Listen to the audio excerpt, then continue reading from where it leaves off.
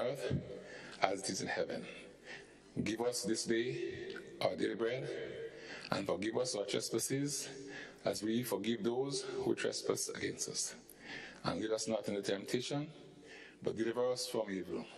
For thine is the kingdom, the power, and the glory, forever and ever. Amen. I pray be seated.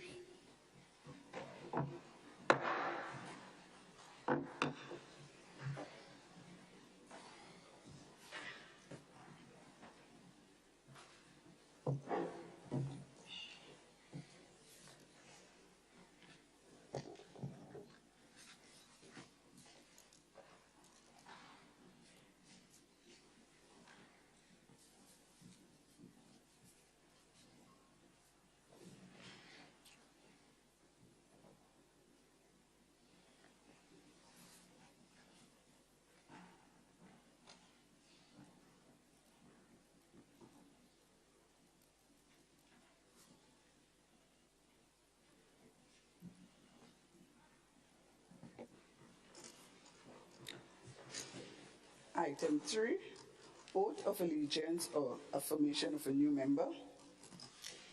Item 4, confirmation of minutes. Leader of Government Business.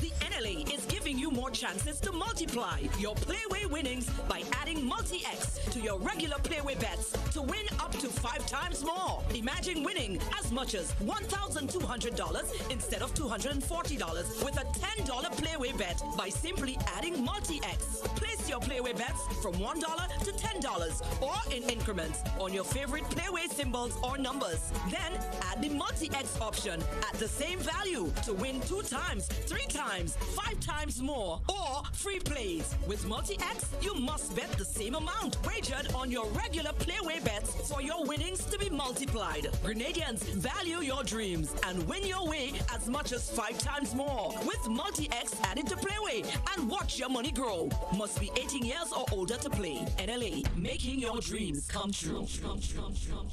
Welcome to confirmation of the minutes of the proceedings of a sitting of the House of Representatives held at Parliament Chamber, Mount Weldale, St. George's, on the 20th day of June, 2023 at 9 a.m.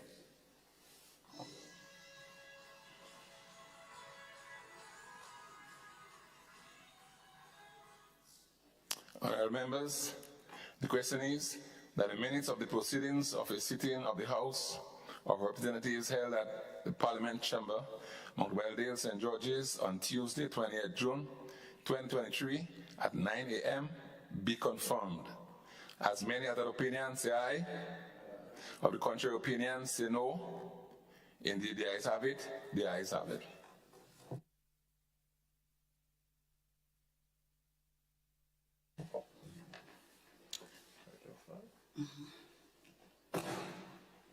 Item 5, messages from the Governor General.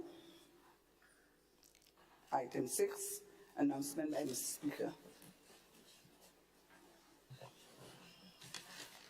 Honourable members, I have 2 bits of announcements. First, we have word that the Honourable Emlyn Pierre can't make it to the sitting today. And the second, in our previous sitting, I informed the Honourable House that in September we will have the day when our parliamentarians visit the secondary schools.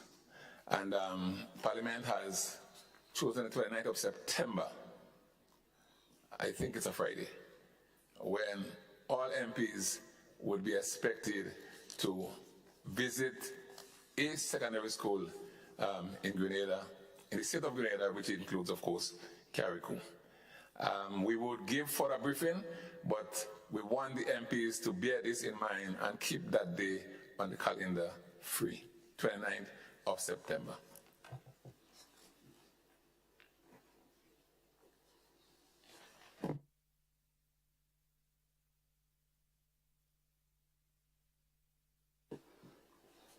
Item 7, presentation of petitions. Item 8, presentation of papers and reports from select committees. Item 9, unopposed private business. Item 10, questions.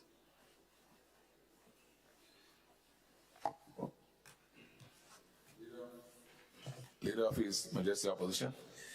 Mr. Speaker, I stand to ask question number 1, standing in my name, which reads as follows. Will the Minister of Finance provide this Honorable House with a list of the names of each delegation who traveled on behalf of the government from the 23rd of June 2022 to the 31st of May 2023?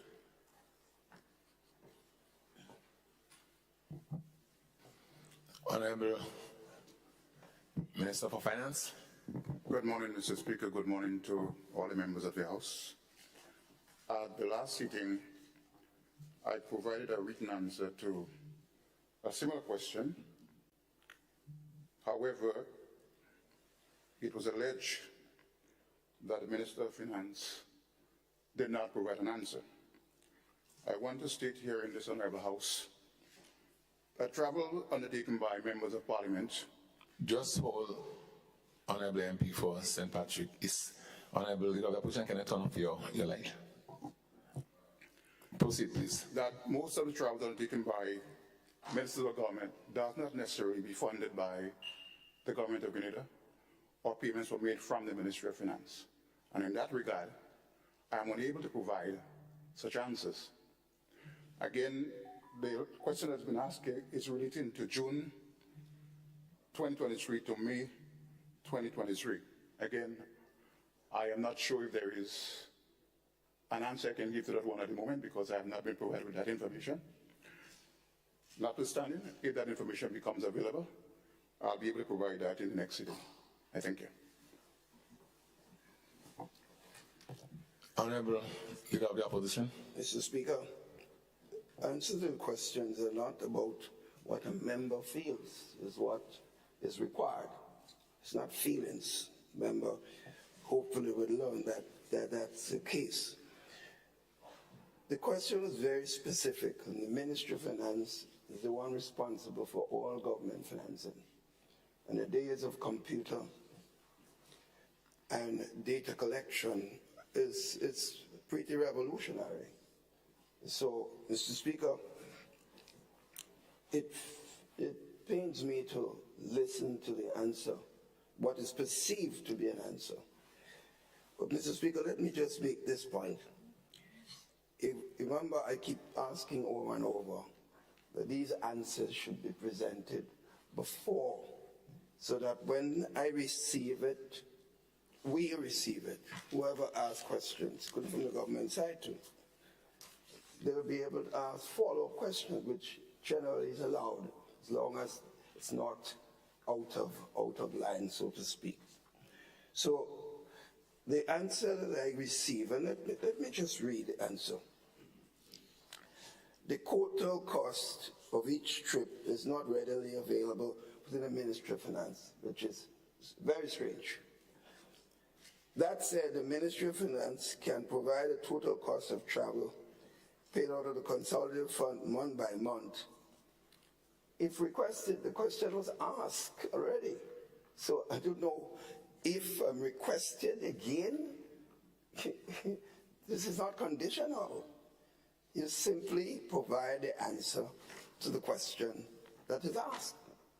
And Mr. Speaker, I just urge you to see to it that these basic things are done, because we don't need to have contentious discussion on simple issues like answers to questions. But I have a responsibility, Mr. Speaker, to ask these questions, and I will certainly ask that these answers should be provided.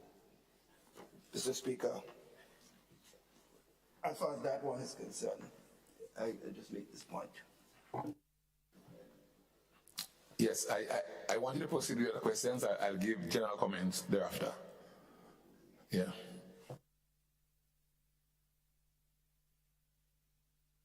Your mic is off. Your mic is off. Oh. The next question was the Minister of Finance informed the Honourable House that plans provide the Honourable House with a list of all names of each delegation who travelled on behalf of the government from June 23rd, 2022 to May 31st. And then question number 3. Sorry, yes, that's question number 2.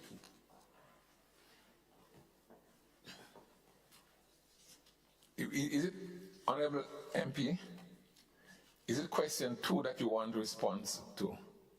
I asked question on the other paper I have here. The other paper, question 1 was the list of the names of delegation. Question 2 Yes. was the total cost, yes, of the trip. All right. So Question 1, I have not received this list. No answer. Oh, no, I see. No, I see. This is point. Yeah, no, I see. That's why I myself was confused. Yes. about Yes. Yes. Yes. No, I see. that. One being 2. All right. Honourable Minister for Finance, is total cost? Mr. Speaker, again, I want to reiterate the point that not all travel undertaken by ministers of government and staff is funded by the government purse. And therefore, if the Ministry of Finance does not have it in its system, it's impossible for me to report on those matters. Thank you.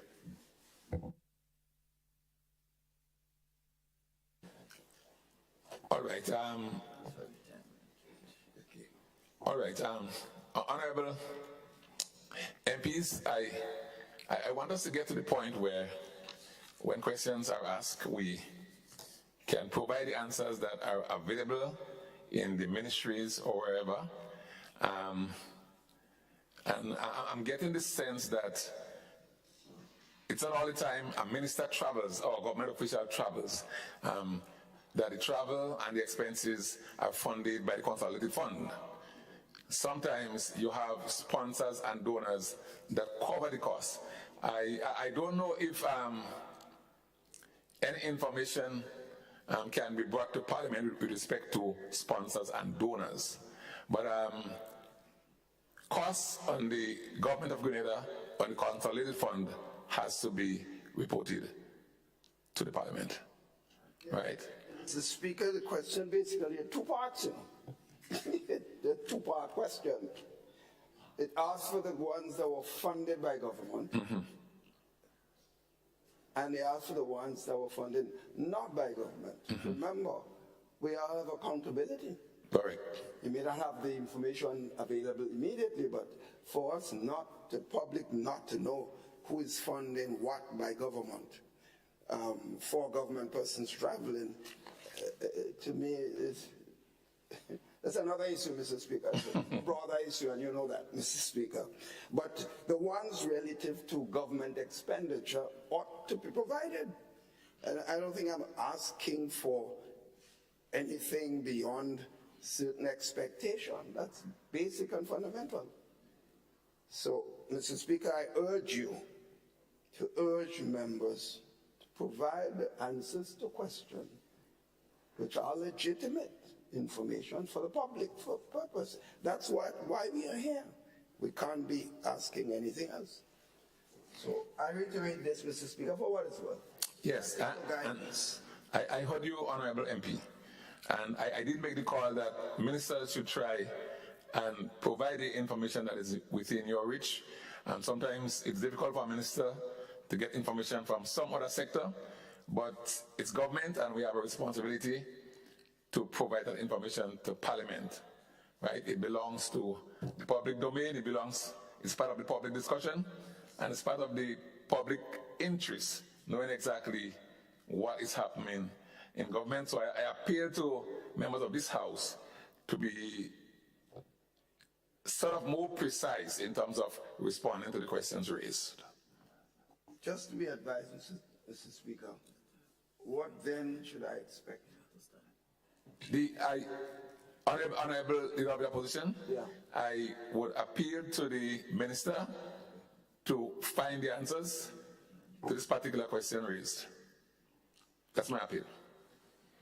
Mr. Speaker, let me just explain something further, because sometimes we tend to take this matter in the wrong context. Let's take, for example, CDB or UNDP fund a particular seminar, and it is totally funded by the entity. There is no way in the Ministry of Finance that information would appear. So to ask me to provide that information, whether it costs a number of persons, I won't have it. So it's unreasonable to ask me of something that I cannot produce, because it's not in my domain. Yes. Honorable MP, I understand you. I don't want it to be a back and forth. The problem that the issue that I'm raising is, as far as it's possible, if the information is within the government's archives, that the information should be provided to Parliament. It's that simple. Honorable Leader of the Opposition, you have your next question, or you finished? I have more questions, but I find it. Yeah, but Leader, just ask the question and let's move. We are literally in a debate, and I don't wish to be part of the debate. And basic question, it's the first time I'm seeing this in this house. That's all I want to just point out. But I'm seeing it a lot in this period.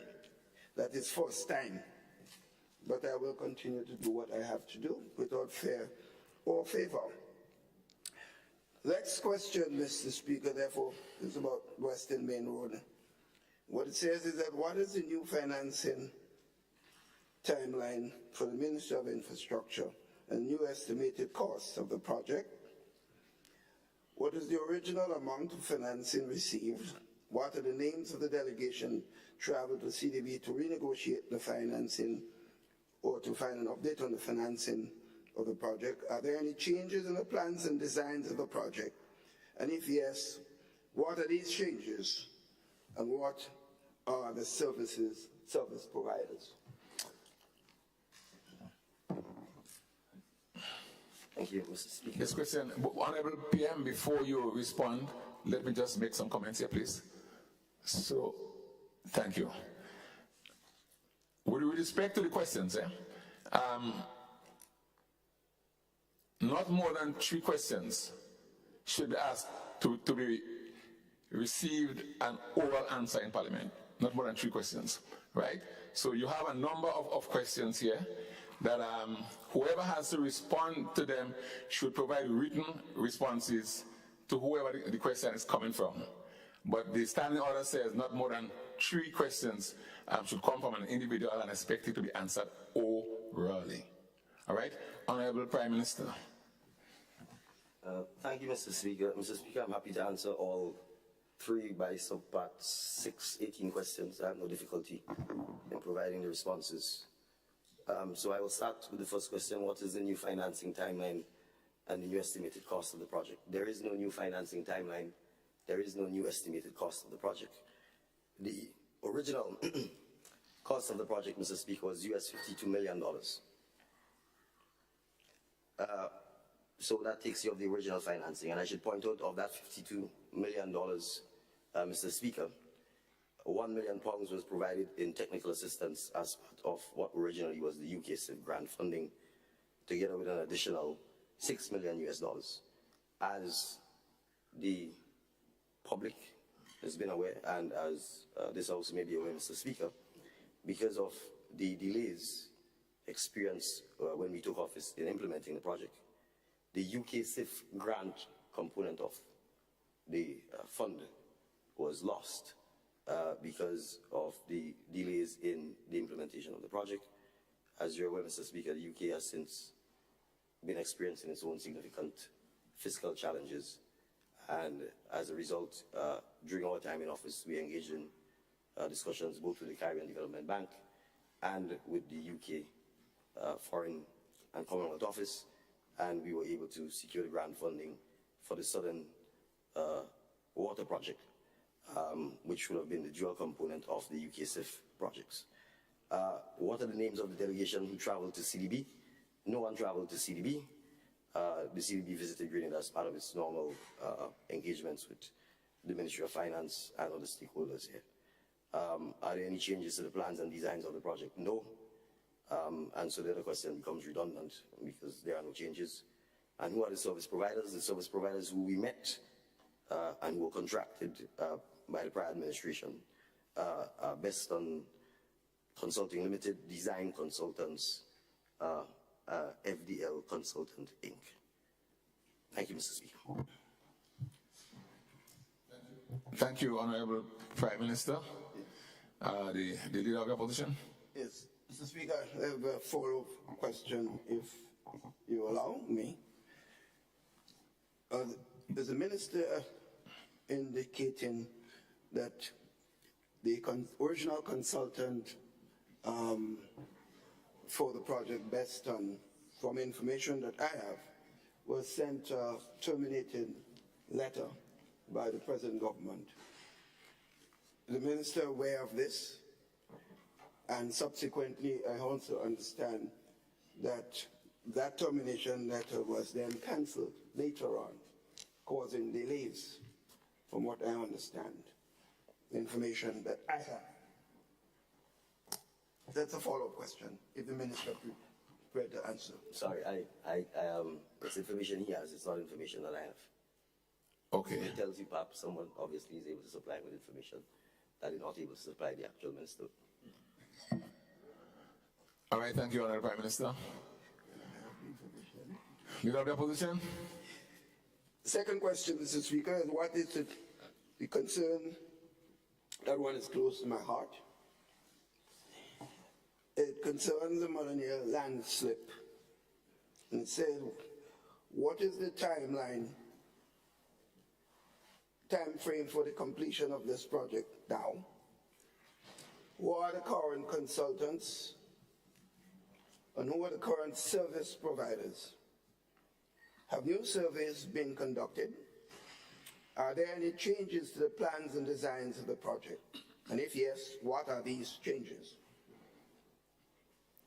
All right, Honorable Prime Minister, I suggest that you provide written answers to the leader of the opposition, because it's only 3 questions, oral questions, that are allowed to require oral answers. So I don't want a continuation of questions and oral answers. I'll be guided, Mr. Speaker, but given the discourse that went before me, I thought we'd be happy to have the public know the answers to the questions. Yeah, we have to stay within the standing orders as far as possible. Right? Honorable Prime Minister.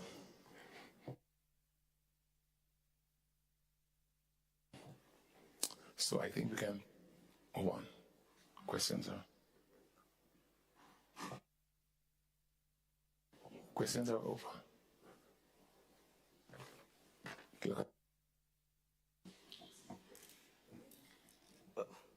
Sorry, Mr. Speaker, I want to be clear because... No, the Prime Minister, the leader of the opposition, stood and asked a couple more questions. And I asked the Prime Minister to provide written answers, because more than 3 questions will be actually contravening what is in the standing orders, requiring an oral answer. All right, Mr. Speaker, I just want to be clear. Yes. There's Western Main Road project, Molyneux landslip, St. John's River project, and each of these have sub-questions. The question I'm trying to get clarified is, are these in fact 3 questions, Molyneux, St. John's, and Western Main Road, or are you treating the sub-questions beneath them as individualized questions? Because therefore, if that's the case, then it means for both Molyneux and St. John's River project, you ask me to provide all of them as written responses. Am I correct? Yes, every question, every bullet is a question. That's why I read it. Every following question under the Molyneux landslip, the St. John's River project. Yes. You ask me to provide them the responses in writing. Yes. Okay. Yes. Okay. And all other questions pertaining to your ministry. Very well. Yes. Yes, leader of His Majesty Opposition. Yes, Mr. Speaker, and therefore that brings me to an important point. Had these answers been presented before, whether it's written, oral, that does not matter to me. Then I would have been able to assess them and then be able to ask follow-up questions accordingly, if they are allowed, because there are conditions for this. So that is the more reason that I've been stating over and over, these answers must be provided before we meet here. Because then to give me at the time I'm here, you say written, and I have not even seen it, then clearly it's not going to do justice to the present Parliament session. But I do want to correct one thing. The Minister of Infrastructure is not accurate when he says the Molyneux Slip and the Western Main Road 1 project. There were 2 projects. Western Main Road project was given and supported by the British grant. After that, we had the problem of the Molyneux Slip. The government then decided to fund that portion with local funds. So it's a separate question completely. And I'm not blaming the Foreign Minister for not being aware of this, but these are just factual information, because I was involved deeply with the Ministers of Infrastructures at the time. So there were really two questions. But the written answers would have been useful if I had them, Mr. Speaker. All right, Honorable Leader of the Opposition, thank you for your clarification. Yeah. We should proceed. Mr. Speaker, just for the record, I'm not so sure where I said Molyneux and Western Main Road are one and the same. I am not sure either. We can't go to the answer now. Well, I'm absolutely clear I did not. You did not. Right? I'm talking about the questions, not the project. I said there are 3 headings, questions here on the other paper. Western Main Road, Molyneux, and the St. John's River. Correct. I think those are the main, for want of a better word, topics, and you have sub-questions beneath them. Yes. And all I was asking to have clarified is whether you wanted me to provide, in light of your comments about 3 oral questions, 3 oral responses, Yes. written responses to all of them. Yes. I'm happy to provide the written responses. I just did not want to come here and say I will provide them at the next sitting because I have the responses. So I'm happy to send them. Okay, thank you. Okay. So, Honorable Leader of the Opposition, I don't want a back and forth. no, I'm not. I'm going to the next question. Okay. Please do. Honorable Leader of the Opposition. Just a point on sub-question means something. Mr. Speaker, the third question is, what is the completion date of the project? What changes have been made to the project? What are the plans and replacements for the Humback Bridge, that is the St. John's River? That is St. John's River project now. And are there any cost overruns? And if yes, what are the levels of the cost overrun? And so I assume the written answers will be provided, and give me an opportunity next time we meet and make the comments accordingly. All right, thank you.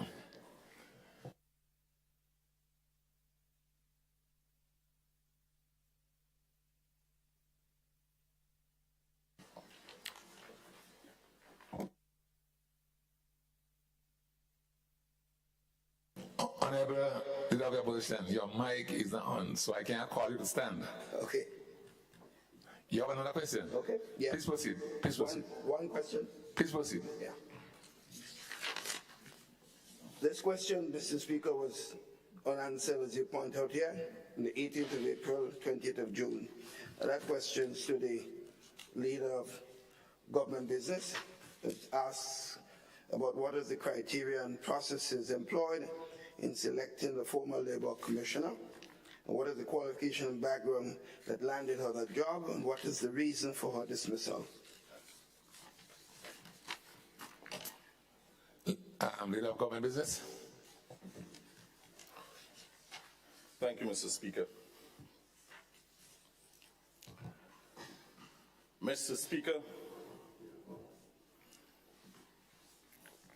via a Public Service Commission's circular dated the 30th of August 2022, Circular 14, 2022, invited suitably qualified persons to fill the vacant post of Labor Commissioner. Mr. Speaker, the circular outlined the qualifications and experience required for such appointment and detailed the core functions, duties, and responsibilities of the Labor Commissioner.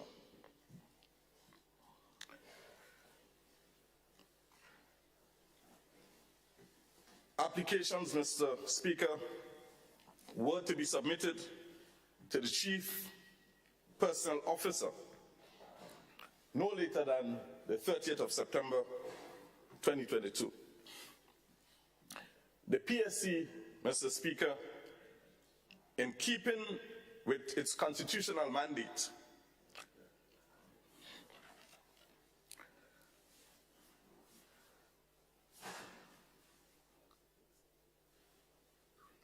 established a committee and a set of criteria for the assessment of suitably qualified candidates for the position. And I emphasize, Mr. Speaker, that the Commission establishes its own procedures for its review of applications. And in its own deliberate judgment, Mr. Speaker, made an appointment of one Valerie Thomas for the position. Mr. Speaker, as per the background, qualification, and experience, Ms. Valerie Thomas is a graduate of the Cipriani College of Trinidad and Tobago in the field of labor and corporate studies, specialized in labor studies with an emphasis on labor administration, dispute management, and tripartite dialogue.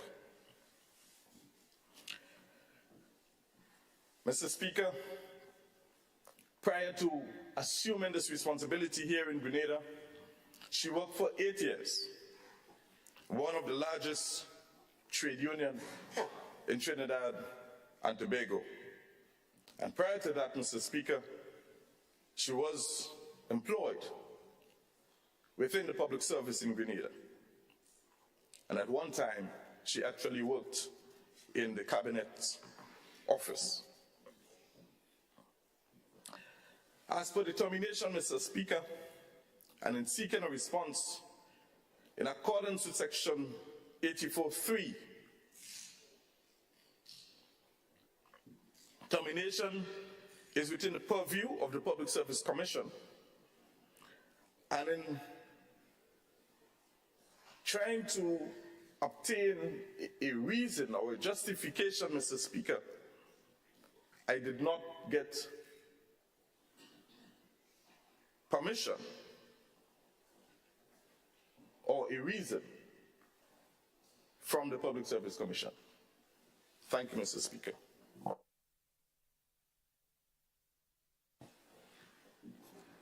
Honorable Leader of His Majesty Opposition. Yes, Mr. Speaker. You see, same point. I reiterate this point. If I had received the answer, written or otherwise, before, then it'd be easy for me to comment, because I do have comments, but I would want to see that those statements in writing, as you in fact indicated that they will be given. So I look forward to receiving it, because clearly there are a lot of concerns with some of the points that were raised, but I would not make it a contentious issue at this sitting. Okay? All right, thank you, Leader of Government Business, and thank you, Leader of the Opposition. You should proceed. Item 11, urgent questions on the provisions of Standing Order Number 20, subsection 1, notice of questions. Item 12, statement by ministers.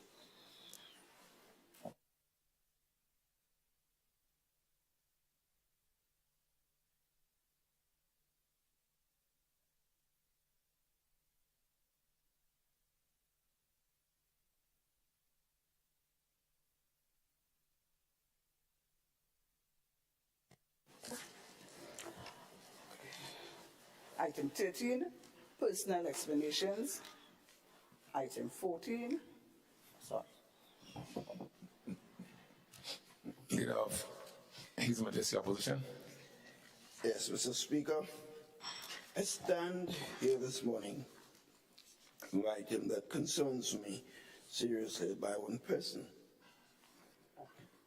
And it's related to the whole issue of the serious upsurge in criminal activities in our country. An incident occurred last few days ago in my home village, which I traverse regularly, and I happened to have just passed just before, where there were serious confrontation with guns between the police and some citizens. Well, I shouldn't say citizens because we don't know who they are. Sure, some individuals. And literally gunshots in the village, in the streets, between the police and those individuals. It's quite serious, Mr. Speaker. I got calls, people were frightened and were asking me what's going on. And I realized I wasn't there. I was there not long before. I believe that this brings to light, Mr. Speaker,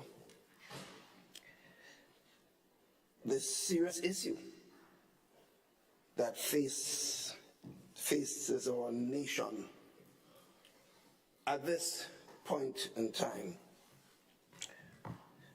And therefore, it gives me the opportunity to comment a little further because that one involves me. I'm sure there are other issues involving other citizens in this country. And any one of us can go down because of what is taking place. The increase in murders, suicides, violent actions that engulf in this country is one that should occupy all our minds, because this is not about government or about opposition or about any other group. It's about something that confronts every single one of us. Must be concerned about the safety. And especially in light, Mr. Speaker, that we're facing a national celebration where we'll have thousands of visitors. And of course, persons in our country will be feeling free to enjoy themselves at this particular time. It should therefore be even more concern given what is ahead of us in terms of the national celebrations. There were 3 other incidents, of major incidents in the constituency, and of course other members may wish later on to talk about other incidents that have occurred in their own individual areas. My suggestion, therefore, is, Mr. Speaker, yes, we cannot say that is, well, I believe the Ministry of National Security has a fundamental and basic responsibility to lead in this exercise, but this cannot be an issue for the Ministry of Finance by itself. I think something that it should involve the churches, government, opposition, the private sector, and our concern, Mr. Speaker, because it can have serious economic impact on this country. So as I said, I'm bringing this up because I was personally, I felt personally could have been personally injured, and therefore to me it's serious for me. But it just brings to light the seriousness of what we're facing. And I would just ask for national consensus as much as is possible going forward. On the adjournment, Mr. Speaker, that no other members will be raising issues, and I may wish to comment further on this, but I just wanted to raise that personal issue more than anything else to explain what could easily happen to a member or members. Thank you, Leader of His Majesty Opposition.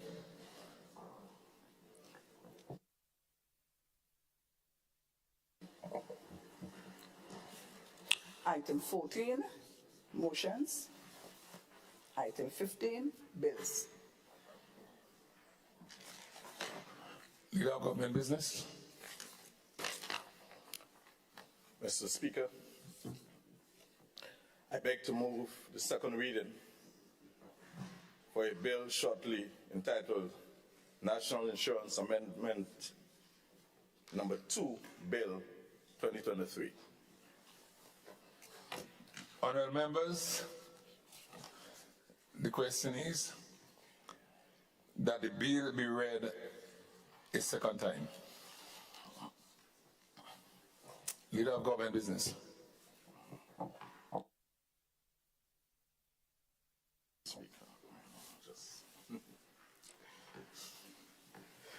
Thank you, Mr. Speaker.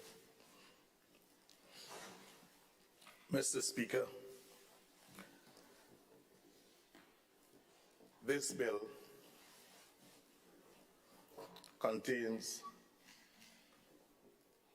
6 clauses and 1 schedule. Clause 1, Mr. Speaker, provides for the short title and commencement date of January 1st, 2024. Accordingly, this bill would not affect any individual who attained age 60 on or before the 31st day of December 2023. Clause 2, Mr. Speaker, seeks to amend Section 2 of the Principal Act to insert a new definition for the term pensionable age, which is defined in accordance with the timetable for the incremental increase set out in a new 3rd schedule to the Principal Act, the new schedule, which is the 3rd schedule. Mr. Speaker, Clause 3 and 4 seeks to amend Section 24 and 25 of the Principal Act respectively to replace the reference to age 60 in the Principal Act with reference to the pensionable age. Clause 5, Mr. Speaker, seeks to insert the 3rd schedule to the Principal Act. This schedule sets out a timetable for the incremental increase from age 60, which is currently existing at this time, to age 61, beginning in 2024, progressively until we get to age 65 in the year 2028. Clause 6, Mr. Speaker, and the schedule to this bill seek to set out the consequential amendments to other legislations that reference age 60. This legislation includes regulations already made under the Principal Act, namely the National Insurance Collections of Contributions Regulations, the National Insurance Contributions Regulations, the National Insurance Voluntary Contribution Regulations, the National Insurance Employment Injury Benefit.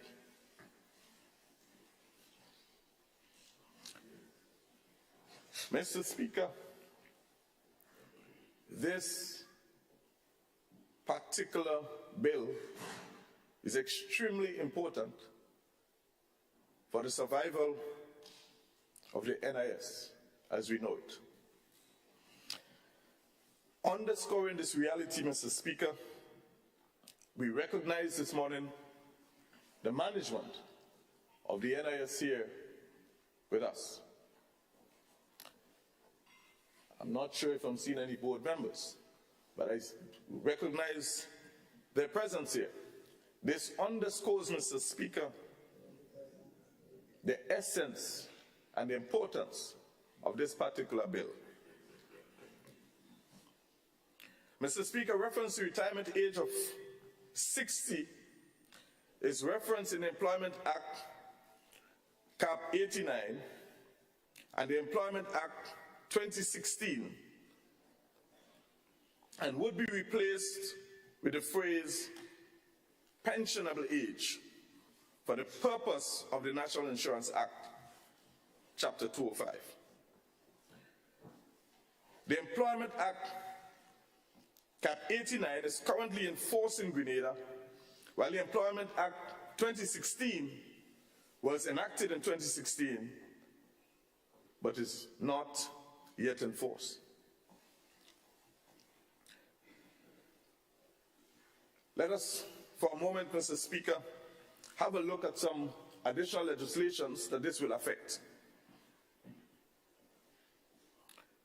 In addition to the provisions that are set out in this bill, Mr. Speaker, the legislative reform for increasing pensionable age includes the following additional legislative amendments to existing regulations made under the Principal Act. The National Insurance Benefit Amendment number 2 Regulation of 2023, as well as the National Insurance Employment Injury Benefit Amendment number 2 Regulation 2023. So you recognize, Mr. Speaker, this particular bill spans a number of other regulations and legislations, and that is why this is so critical. The additional legislation provides primarily for an individual to opt to retire at age 60 and immediately receive a pension benefit under the National Insurance Act. And this is referenced as what we call now early age pension. Early age pension. So that is now permitted under the NIS. However, Mr. Speaker, the early age pension is reduced pension benefit, and the sum forfeited would depend on how early the person actually retires.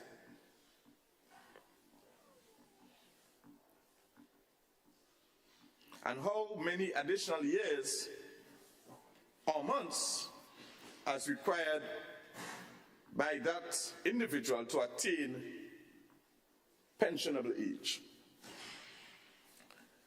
This may vary, Mr. Speaker, during the transitional period because the interval between age 60 and the relevant pensionable age would increase incrementally until the pensionable age becomes 65 in 2028.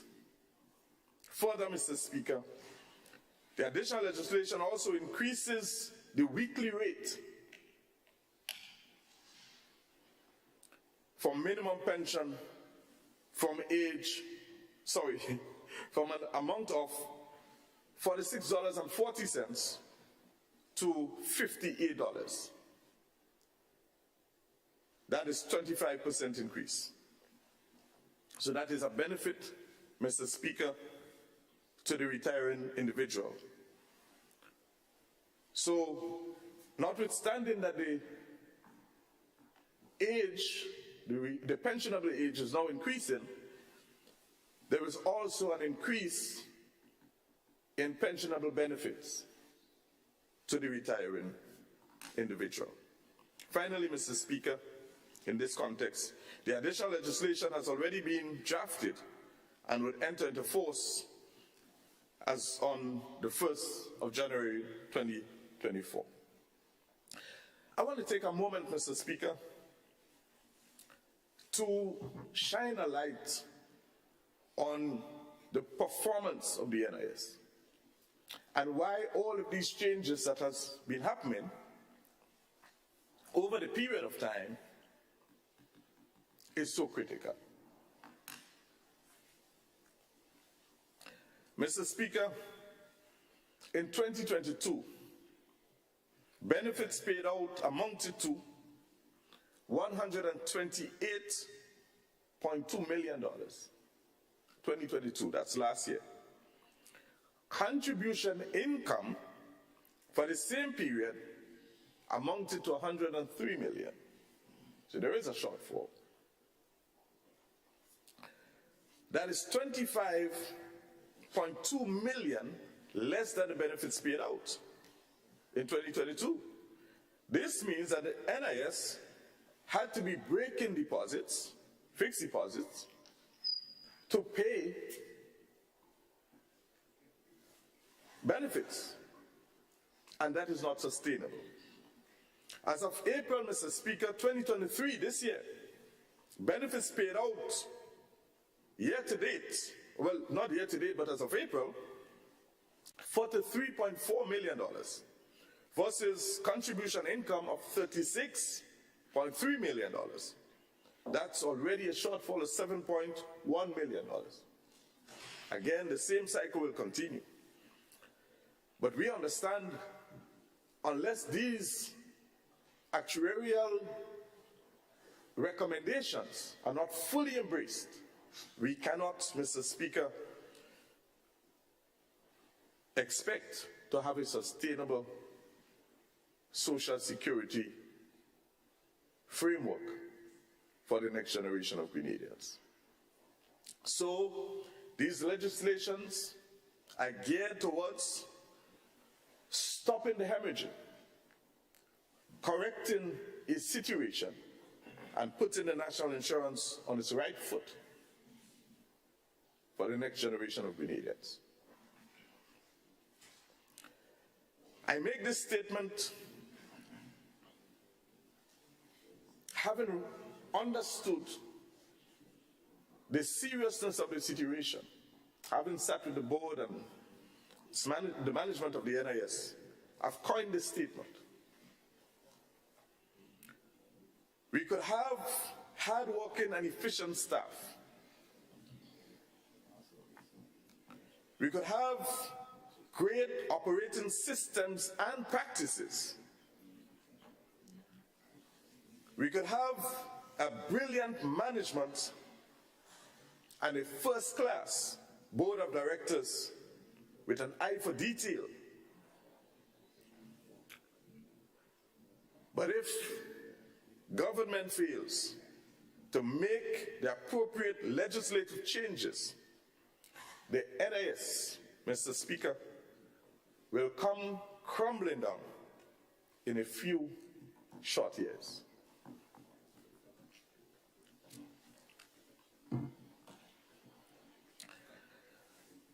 When we analyze, Mr. Speaker, the actual performance of management. How have you been managing your expenses? We recognize that as per the legislation, the NIB is required by regulation section 28 to keep its administrative expenses within a ratio of 12%. At the end of 2021, this ratio stood at 4.4%. This is nearly 3 times better than what is expected. So operationally, they're doing well in a financial context. But we've had situations where the actuarial recommendations were not followed. And I give you a quick synopsis. At the 7th review, back in 2002, that is 21 years ago, Mr. Speaker, the actuary wrote to the NIS and said to them, increase your retirement age to 65 over time. Most of our neighbors have made a change. Anguilla already 65, Antigua Barbuda 62, Dominica 64, Montserrat 65, St. Kitts Nevis 62, St. Lucia 65, St. Vincent and the Grenadines 62, and I want to be conservative here by saying that Barbados is 60, but I think it's a little more than that. As a matter of fact, okay, there's a whisper saying 65, they're already 65. Just to be on the conservative side, at least they are 65. What I'm saying, and all of them, Mr. Speaker, is graduating to at least 65. Grenada, according to the data collected, is the only one still at 60, as having 60 years as its pensionable age. So, Mr. Speaker, without going into too much detail, the argument is that we need to save the NIS. The management and the board have done, they do. They have done what was required. We have a responsibility now to take this and run with it. I just want to point out a few more changes.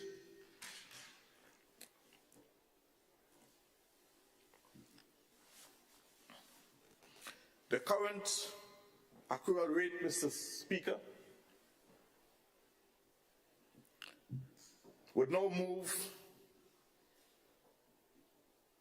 The legislation, Mr. Speaker, seeks to adjust, the current accrual rate from 30% after the first 10 years and 1% for each additional year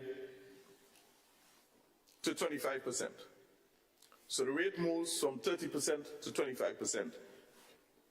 And over a 10-year period, 1% for each additional year. And that happens after the first 10 years.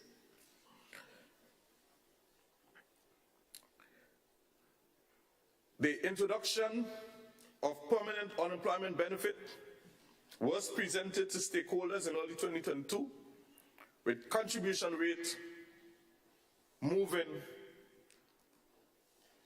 increased by 1%, and that was done earlier in this year. So all of these changes, Mr. Speaker, have been embraced or were embraced as part of the strengthening mechanism of the NIS. Mr. Speaker, I conclude here, and I just want to thank you for the opportunity to present this bill in this honorable House, and I ask my colleagues for the support in this particular bill. Thank you so much.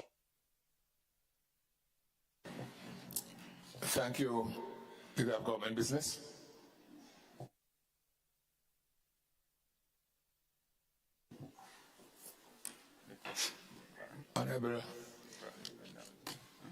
Honorable MP for Senate. No. The Speaker directs, colleagues, the Speaker directs the next speaker. And I now invite the Honorable MP for St. Andrew Southwest. So thank you, Mr. Speaker. And very pleasant good morning to everybody. I rise to give my support to the bill as presented by the Leader of Government Business in this House. And to make the point, Mr. Speaker, that, it is well known that our schemes in the Caribbean have been established since the 60s, the 70s, in the case of Grenada, in the 80s. And those schemes have been doing well in the early years, for the simple reason being that the expenditure was not exceptionally high then.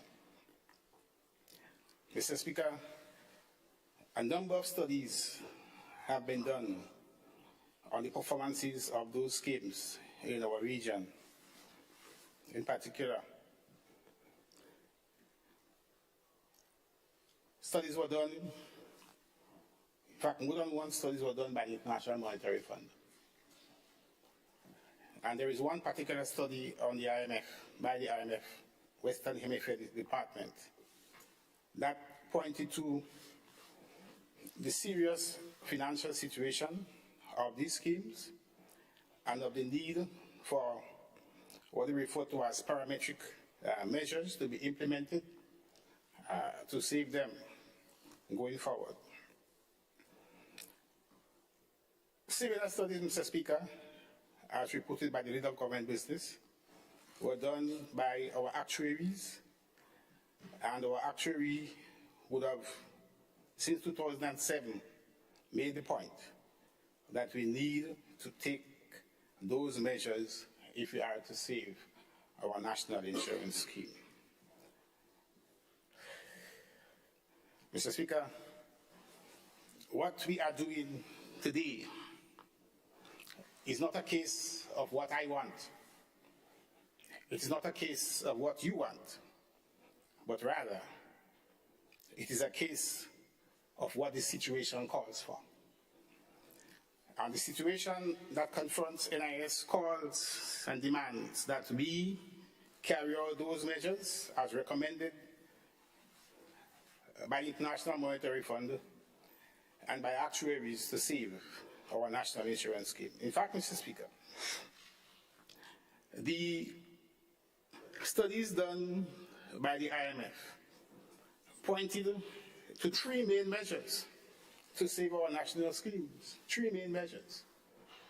One of them is a halt on pension payment for 2 years. Another is to raise the contribution rate, and of course, to raise the pensionable age.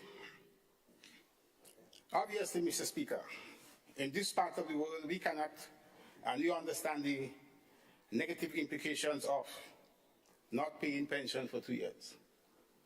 So we will not accept that. But certainly, the other two measures are quite acceptable.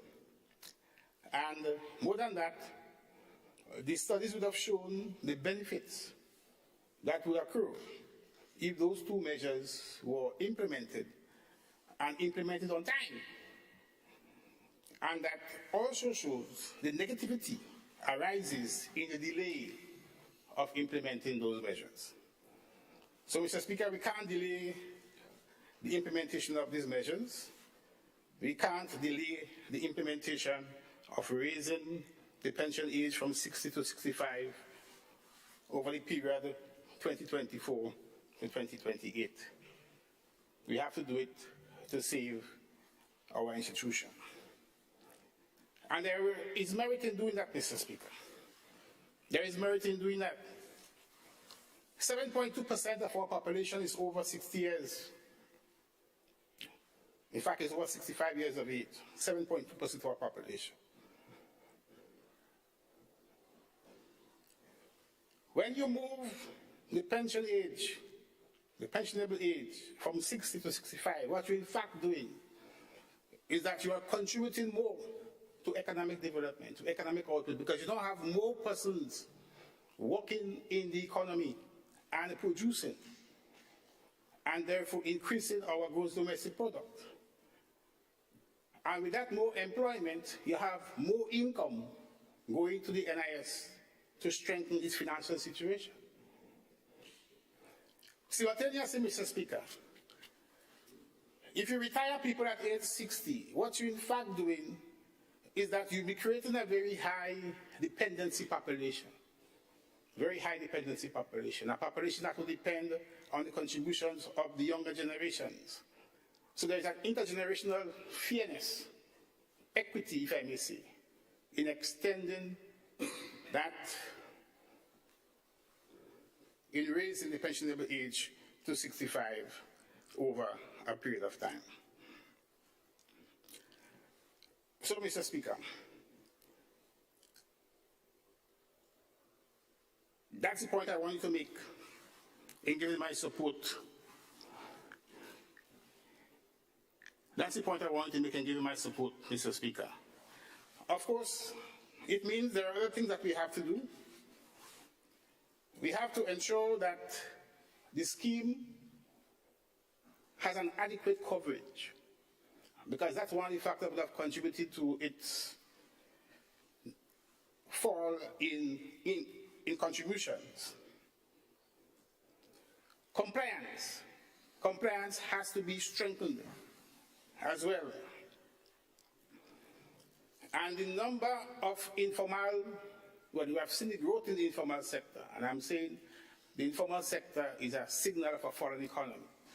But the informal sector, we have to find a way to ensure that all those persons who are involved, once you are involved in economic activity, you make a contribution, because you will need it later on down the road when the time comes for your retirement. So, Mr. Speaker, on these matters, I give my support to the bill, and I'm saying that we can't wait any longer, because these things should have been implemented more than 10 years ago. What we as a government are doing is that we are demonstrating the will, and we are demonstrating how much we care for our people by taking the correct and the right corrective measures to secure an institution that the majority of our people will depend on for their livelihoods going forward. And therefore, Mr. Speaker, as I take my seat, I want to say again, I give my full support to the bill. In fact, this bill shouldn't be a matter for debate, it should be a matter for acceptance. It should be a matter for acceptance, Mr. Speaker. Thank you very much. Thank you very much, Honorable MP for St. Andrew Southwest, and now I invite the MP for St. Mark to make a contribution. Thank you, Mr. Speaker. Mr. Speaker, I rise to make my contribution to the bill as presented by the member for St. George Southeast and our leader of government business. Mr. Speaker, as stated before, many countries have moved on with the age of retirement. globally and, well, of course, regionally.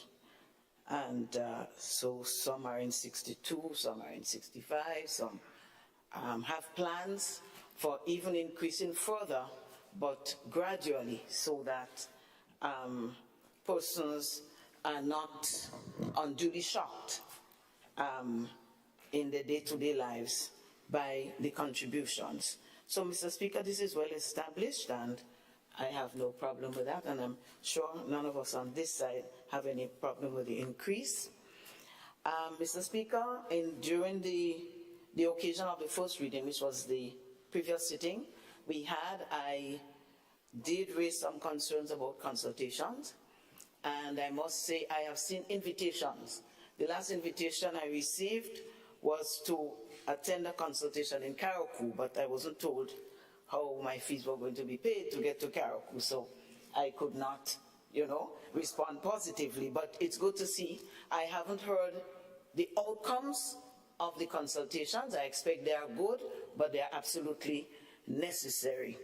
So, but I also want to say that NIS would be able to say that these consultations, they may be different, but they are not new, that it was started in our time, and therefore it is a continuation. And therefore, if there are members of NIS, whether from the board or workers who are in this honorable house, I want to welcome them because, through you, Mr. Speaker, because I think this bill is so important for all of us, and we have heard some of the details and the reasons why as given by our leader of government business.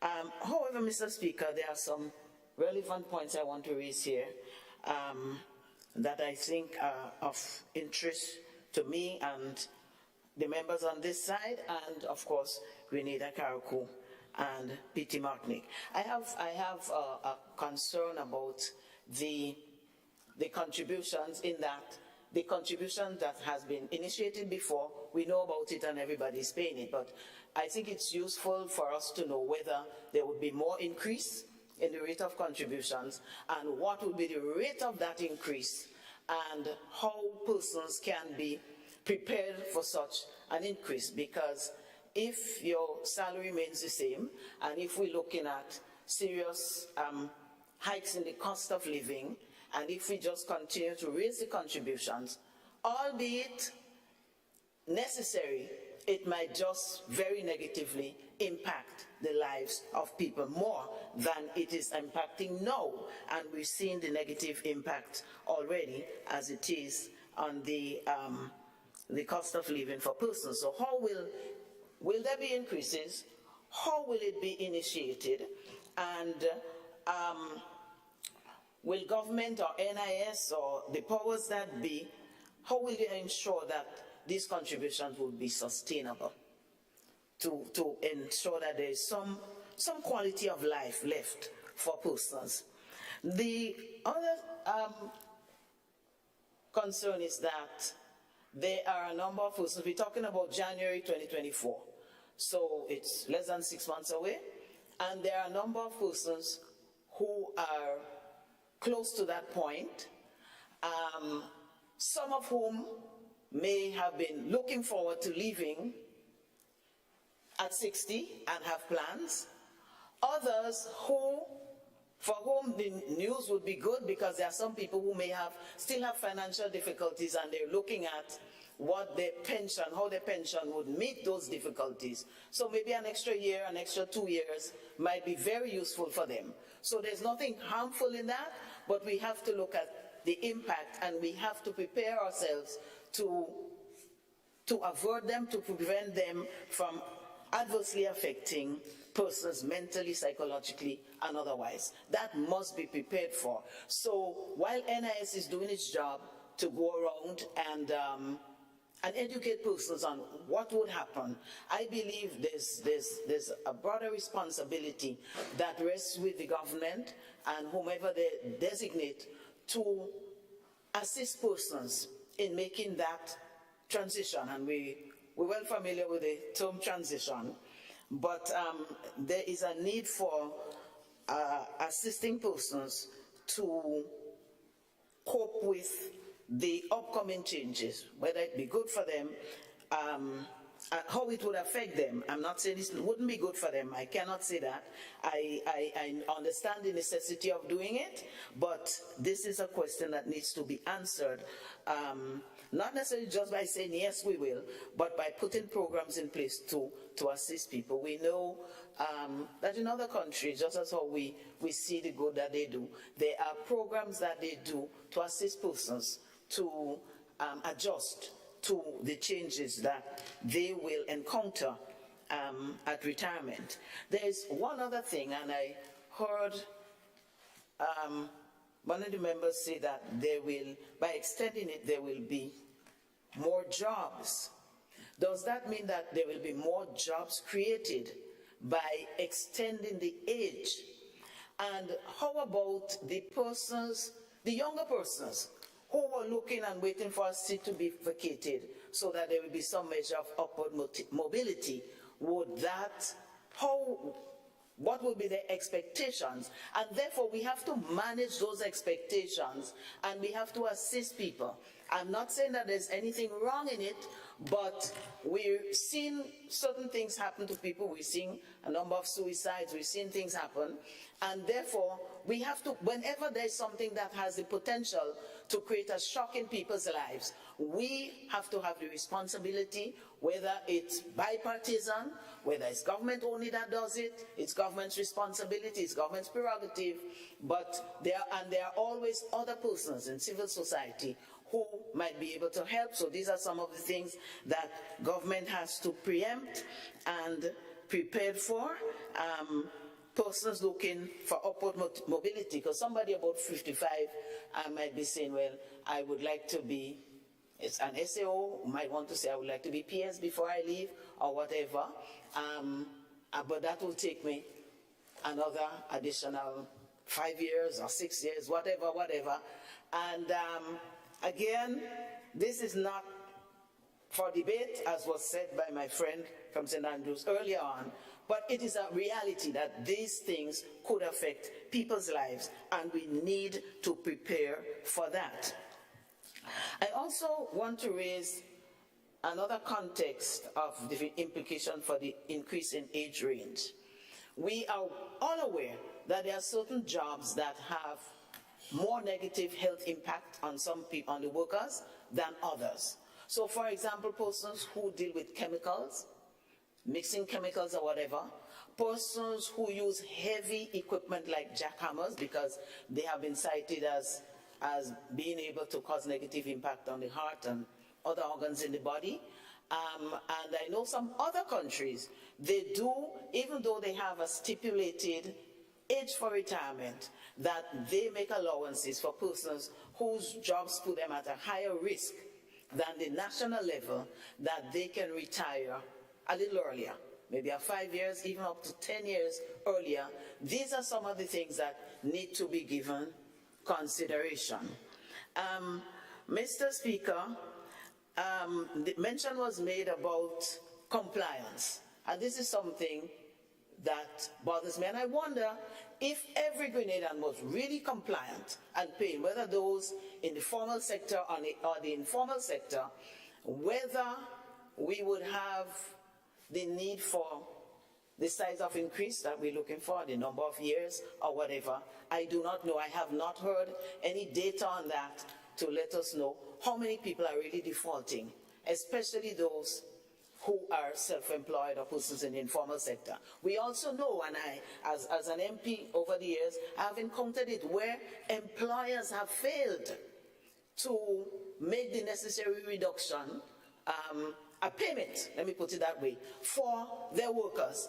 And so when workers get near to retirement, expecting to be eligible for some kind of payment, they get absolutely nothing, and they seem to have no recourse. So this is something that government with NIS needs to look at. How do you protect the worker that is employed by someone else, and how do you encourage others who are self-employed to pay? Because the blow hits them when they are approaching 60 or they get to 60, or whether they're looking at early retirement because of some infirmity, some illness, then they realize they did not make enough contributions, and by then it is too late, and then the burden falls on the government and other persons, and that is not how it should be. So I just want to urge that in looking at this, which we know is something that has to happen, and we have no problem with it, that we look at the implications, mentally, psychologically, and otherwise, and to look at how we can encourage compliance in payments, so that maybe the increase that we would have to make in contributions may not be necessary if everybody who worked were paying off. And lastly, if we create more jobs in the country, and I think it's time for us to see a little bit more boots on the ground and more jobs, that we could have more influx of payments, of contributions into NIS, so that maybe it would not be so burdensome on those who pay, if others can be allowed the opportunity to get a job and to pay. But more importantly, that persons do what they have to do according to the law and be punished according to the law if they fail to do so. Mr. Speaker, I thank you. Thank you very much, Honorable MP, for the constituency of St. Mark.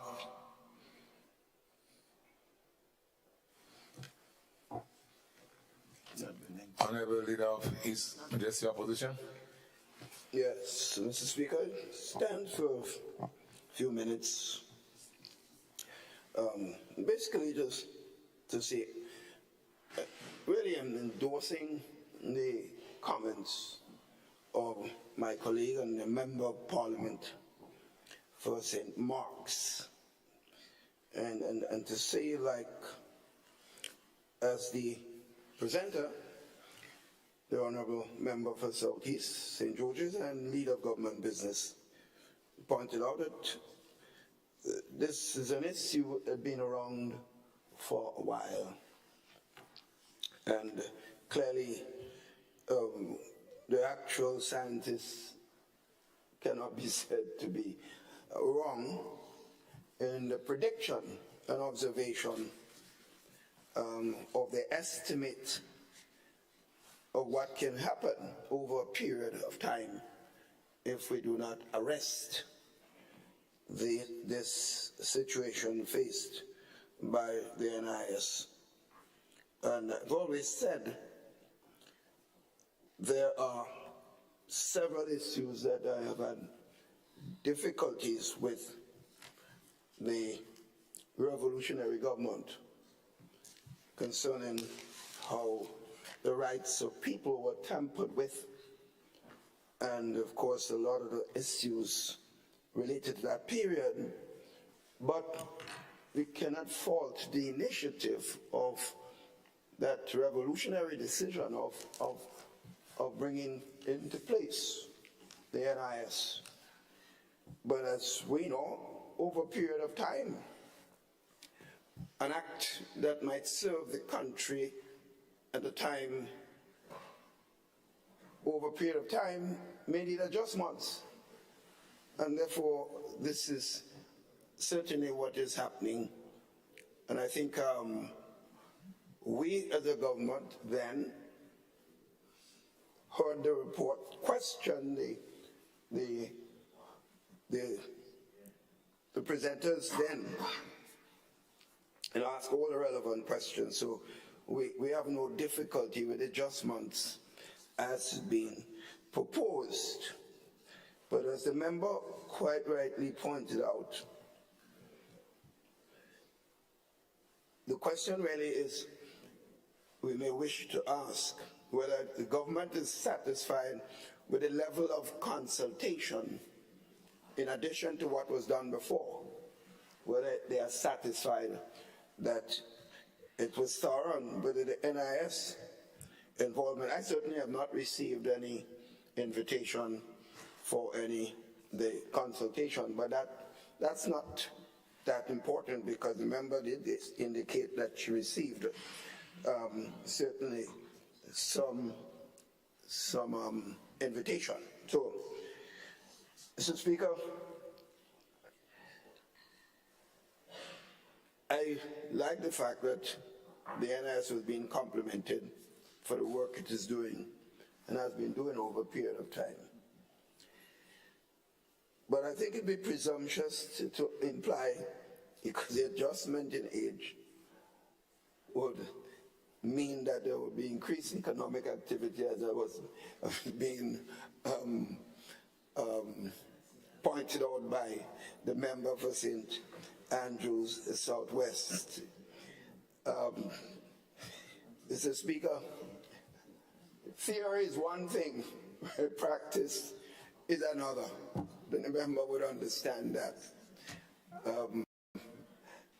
I remember when this issue of so-called pension payments, as the present government has done, which is different from what was being proposed, not what was being done, because there is some serious correction need to be made, because some people that pension are now being paid, which is not the case. Pension was being paid. Is the approach and how pension was being paid, and even some of us accepting the information given by the present government. That's totally inaccurate. Pension was being paid. The question is how it was done. And I heard that where we'll see enormous economic activity, the spin-offs will be enormous. Well, I don't know where the $75+ million went, but we certainly not seen it on the ground.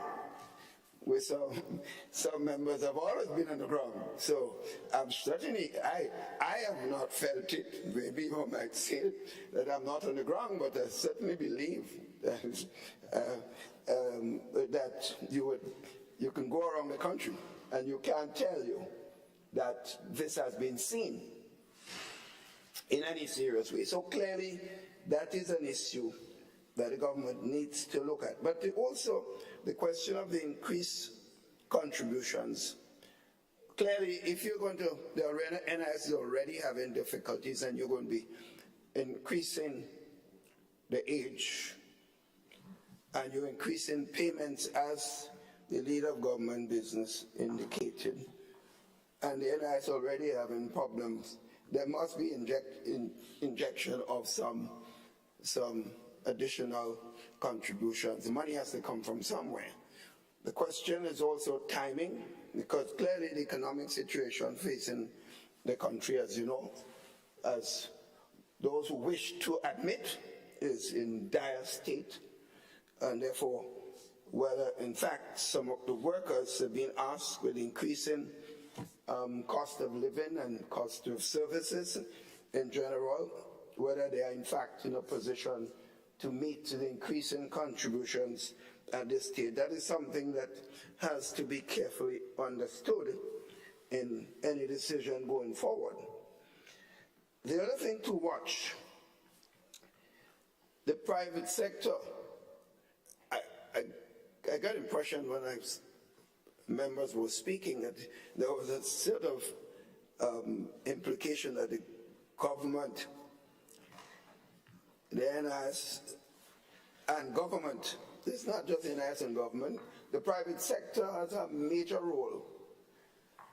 And therefore that brings me to the point which the member of St. Mark's alluded to briefly. What is being done? NIS has to strengthen its work on the private sector contributions. Because I know during our period of time, before we came into government, government of the day before that, I know millions and millions of dollars were owed NIS. Government were taking out contributions from the workers, and they were not paying NIS. And if you look at the record over the period of time from you go back as much as 1990, come up, you'll see exactly what I'm talking about. In fact, Mr. Speaker, one of the major problems NIS faced is in 1985, And maybe some of the workers, they might be too young to even know that. The government then unwisely removed the income tax. And there was no system in place. The member, the leader of government business smiling. The government were being advised by regional and international tax experts and friendly governments to introduce a VAT system. And I remember then advising the government to be very careful that the system of VAT and the collection process must be in place before you remove the income tax. And I was assured, yes, it will be, to find out later that there was not that system in place. It was not in place. And there was something called old stocks. Old stocks that every month, month after month, private sector reporting, they have old stocks. And old stocks was new and old stocks. And therefore the government was getting no revenue. No revenue. I remember some months, the total revenue in government was $6 million. Sometimes it was 5. So every month, the government had raided the NIS to pay salaries. And I remember a certain minister responsible for the NIS, he used to get sick every time the end of the month coming, he wasn't reporting to cabinet because he was being asked by government to get the NIS to pay salaries. So we owed the NIS over $100 million because the NIS was paying the salaries of public servants. So a lot of the debts, so we had to clear off those debts. We literally had to clear off those debts. And we, over a period of time, we as a government were meeting on a monthly basis. The contributions of workers were being paid to the NIS on a regular basis. Mr. Speaker, the real point I want to make is that many private sector organizations, they collect workers, they deduct from the workers' salary, NIS contributions, and they do not. I talk a while about government over some period of time, but the private sector historically, and in some cases some members, continues to do so. I'm sure if you record it, it's checked properly, you would see that some have a history of collecting the government VAT and not paying it, deducting their workers' NIS and not paying it over to the government. And therefore it's something that the NIS, because that one is not just for government, that the NIS has the laws in their hands. And NIS has a responsibility to see to it that those who employ workers and deduct workers' monies for the NIS contributions do pay it, because sometimes, as the member quite rightly pointed out, when the time comes for payment and the NIS sees they don't have these persons on their list based on the contributions that they would have made and deducted from, I think it's something that we need to look at. So compliance, NIS will have to ensure that there is certainly increased compliance as far as those areas are concerned. But we cannot fault. The NIS has done a noble job over a period of time. The management has performed well over a period of time, and certainly our job is to give them the necessary tools to be able to even effect even more development in the work that they're doing, and of course the contributions that they make to workers in the time that they need it in a later period of their life. So I'm sure that members on this side, even those that may not speak, will clearly be supporting, and it appears in the government side there is strong support for the initiative taken here today. So that's my contribution as far as that issue of the NIS is concerned. Thank you very much. Leader of His Majesty Opposition. Honorable MP for the constituency of Carriacou and Pilimatnik. Thank you, Mr. Speaker, honourable members. Mr. Speaker, I rise today to fully support this bill, and of course to commend member of government's business, leader of government's business, and the team at NS for their work, and of course commend them, of course, for ensuring that the bill, the timely one, has been presented here in this honourable House today. It's a bold statement, Mr. Speaker, that we are not afraid of making bold decisions, hard decisions, and though sometimes it might be bitter, that many people may not understand, that we go ahead and we make the decisions for the greater good of the people, because after all, we're about putting the nation and the country first. Mr. Speaker, I'm happy because the people that I've interacted with, many of them in the twilight years, are happy for this bill. And some of them even told me we should have brought it earlier. But I think, as I've indicated to them, had we been here earlier in the seats of power, then maybe we could have done it then. But certainly, Mr. Speaker, we should not be pigeonholing our elders and making them feel, well, at age 60 you can't walk no more. Because the reality is a number of them can make contribution because of the wealth of knowledge and experience and expertise. And I can see the public service and the private sector being transformed as a result of this bill, where teachers, doctors, resource personnel, and others may stay on a little bit longer to help to transfer their knowledge and expertise, which will help with our economic activities. I mean, that's one way in which our economy will start performing, doing a little bit better. So this bill has my full support. You know, even in this honourable House, Mr. Speaker, we have people that are over the age of 60, 75, and they are doing well and they are contributing to nation building. So too, with this bill, we would have people contributing at age 60, 65, thereabout.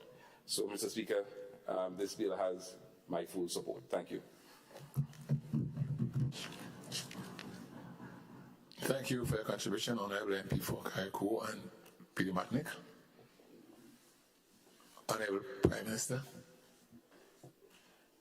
Thank you, Mr. Speaker. I also rise to give my support to the bill.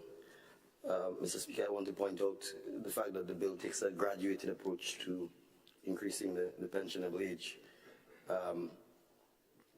over a 5-year period.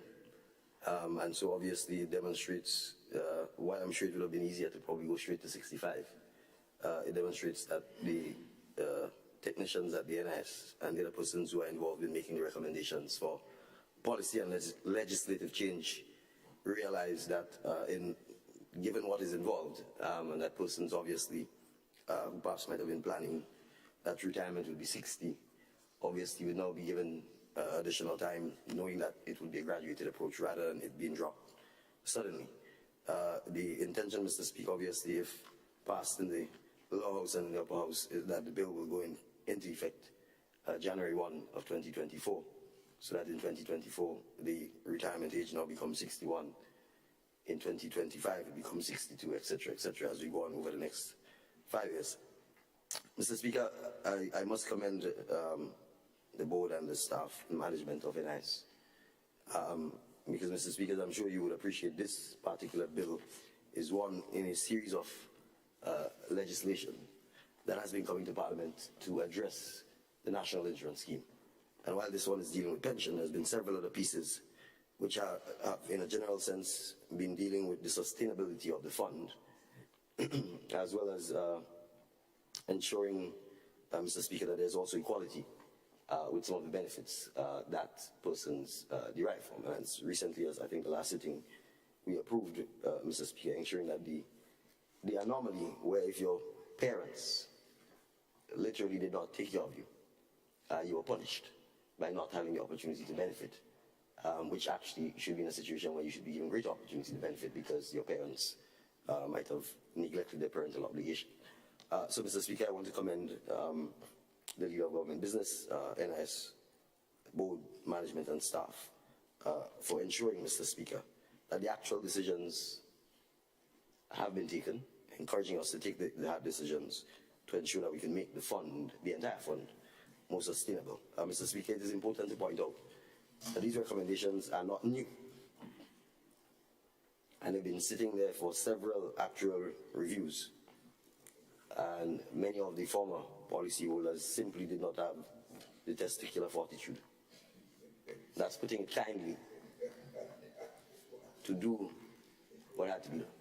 And I would point at one other thing, Mr. Speaker. You know, we talk about private sector employers not paying their contributions to NIS, but we also have to talk about the policies that government itself has pursued over the last decade or so, which has been inimical to the sustainability of the National Insurance Fund. We have to talk about it, Mr. Speaker. So when we put that mirror on, we have to shine it on us as well. So, Mr. Speaker, we are aware. We are aware, for example, that the National Insurance Fund has written to the Ministry of Agriculture, pointing out that there are several workers working there for whom no NIS is being paid for. This administration denied them. They were under the former administration. There are several hundred workers who were put on contract for service and told, you deduct the money from what I'm paying, the entire amount, and pay NIS, when they know very well that they are employees. They are no independent contractor. They're not working with several different companies providing the service. They're working for the government, the state of Grenada. And several of them have been placed in a position, and let's understand that. It is not just about your pension, because oftentimes as long as you're working, you don't think about pension. It's about the maternity leave, the sick leave, the workman's compensation if you're injured on the job. If you're not contributing to the fund, you are essentially excluded from the social security safety net that is established by the state of Grenada. And the former administration took a deliberate policy decision to put hundreds of persons in a position where they were outside of that safety net and were not contributing to the fund. So, Mr. Speaker, we have to understand, and there's a reason why the law was set up where the employer deducts the money and passes it over, even if it's a joint contribution, because there was clear wisdom that if you leave it to employees to pay, that they will not pay. And there is no mechanism for NIS to extract that payment from the employee. So, Mr. Speaker, I certainly agree that all employers, both public and private sector, are required to comply with the law and to pay the NIS because of the significant social and economic implications it has for the workers of the country, and that includes the government. And so, Mr. Speaker, I am happy to indicate that as I support this bill, that come 2024, as we embark upon the regularization of persons who are employed by the government as employees, there are some genuine instances where persons are properly independent contractors.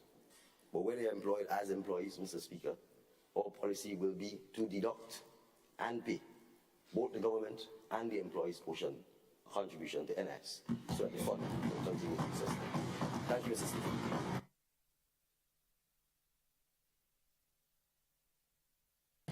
Thank you very much, Honorable Prime Minister.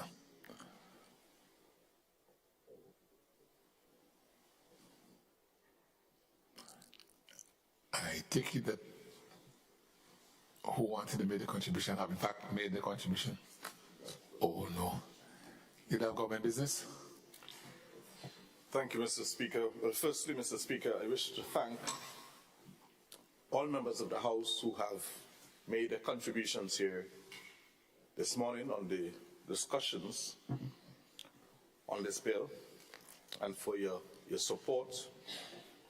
I believe that this is a national issue, and your support here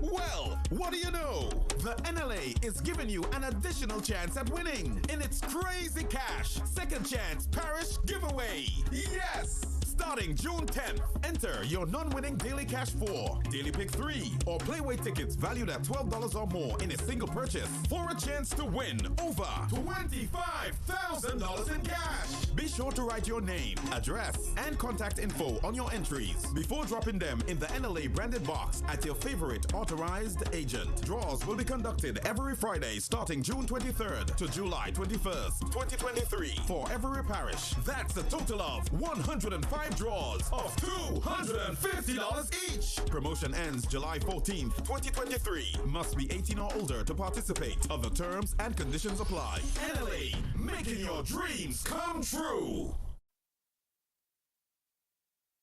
Good morning, viewers and listeners. Welcome to the National Lotteries Authority's Daily Pick 3 Mid-Morning Draw for today, Tuesday, July 18th, 2023. I am Anisha Charles. With me this morning is Ms. Giselle Alexander from PKF Accountants and Business Advisors, whose purpose is to ensure that this draw is conducted in a fair, accountable manner, with the game balls with industry standards and no waste tampered with. With the time short tickets at hand, it's Daily Pick 3. It pays to play. Good luck. First over this morning is sugar tickets in the meantime.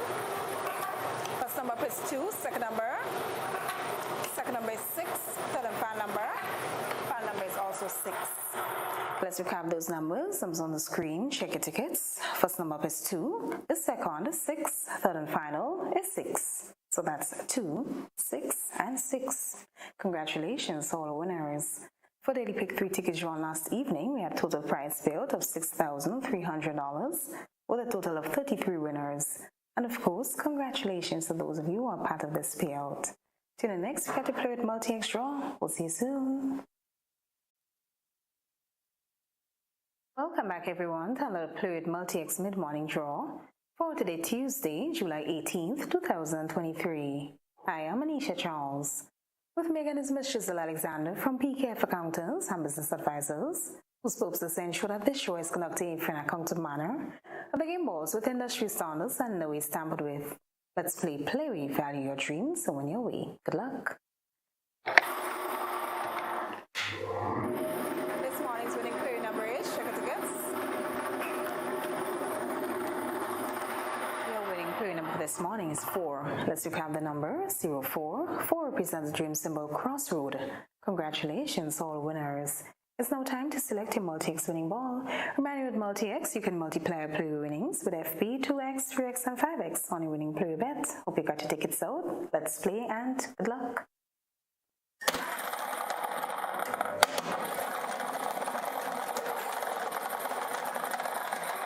And your winning Multi-X ball for this morning is 5X. Let's repeat. Your winning Multi-X ball for this morning is 5X. Congratulations, all winners. For Play with Multi-X tickets drawn last evening, we had a total prize payout of $33,024 with a total of 345 winners. And of course, congratulations to those of you who are part of this payout. Tune in next, we get a Daily Cash for draw. We'll see you really soon. Welcome back, everyone, to another Daily Cash for Mid-Morning Draw For today, Tuesday, July 18th, 2023. I am Anisha Charles. With me once again is Ms. Giselle Alexander from PKF Accountants and Business Advisors. This purpose is to ensure that this show is conducted in an accountable manner and the game balls with industry standards and no waste tampered with. This time, should tickets at hand. It's steady cash for more plays, bigger prizes. Let's find out what this morning's winning numbers will be. Good luck to you. Okay, check your tickets. First number for this morning is, first number is 3, second number is 5, third number up, third number is 1, fourth and final number is 6. Let's recap those numbers. Numbers on the screen. Check your tickets. First number is 3, the second 5, third 1, fourth and final is 6. So that's 3, 5, 1, and 6. Congratulations, all winners. For daily cash 4 tickets drawn last evening, we had a total prize payout of $2,050 with a total of 11 winners. Congratulations to those of you who are part of this payout. Reminding you as always to go out and grab your tickets for the midday games, because when you do, you help to support sports, culture, and the nation building. Thanks for joining us. Have a wonderful day. The NLA is giving you more chances to multiply your Playway winnings by adding Multi-X to your regular Playway bets to win up to 5 times more. Imagine winning as much as $1,200 instead of $240 with a $10 Playway bet by simply adding Multi-X. Place your Playway bets from $1 to $10 or in increments on your favorite Playway symbols or numbers. Then add the Multi-X option at the same value to win 2 times, 3 times, 5 times more, or free plays. With Multi-X, you must bet the same amount wagered on your regular Playway bets for your winnings to be multiplied. Grenadians, value your dreams and win your way as much as 5 times more with Multi-X added to Playway and watch your money grow. Must be 18 years or older to play. NLA, making your dreams come true.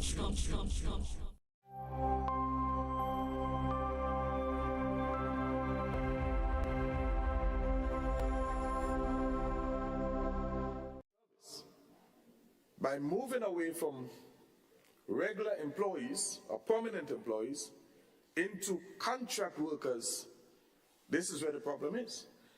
So I think the leader of the opposition might be referring to contract workers as if they are the private sector.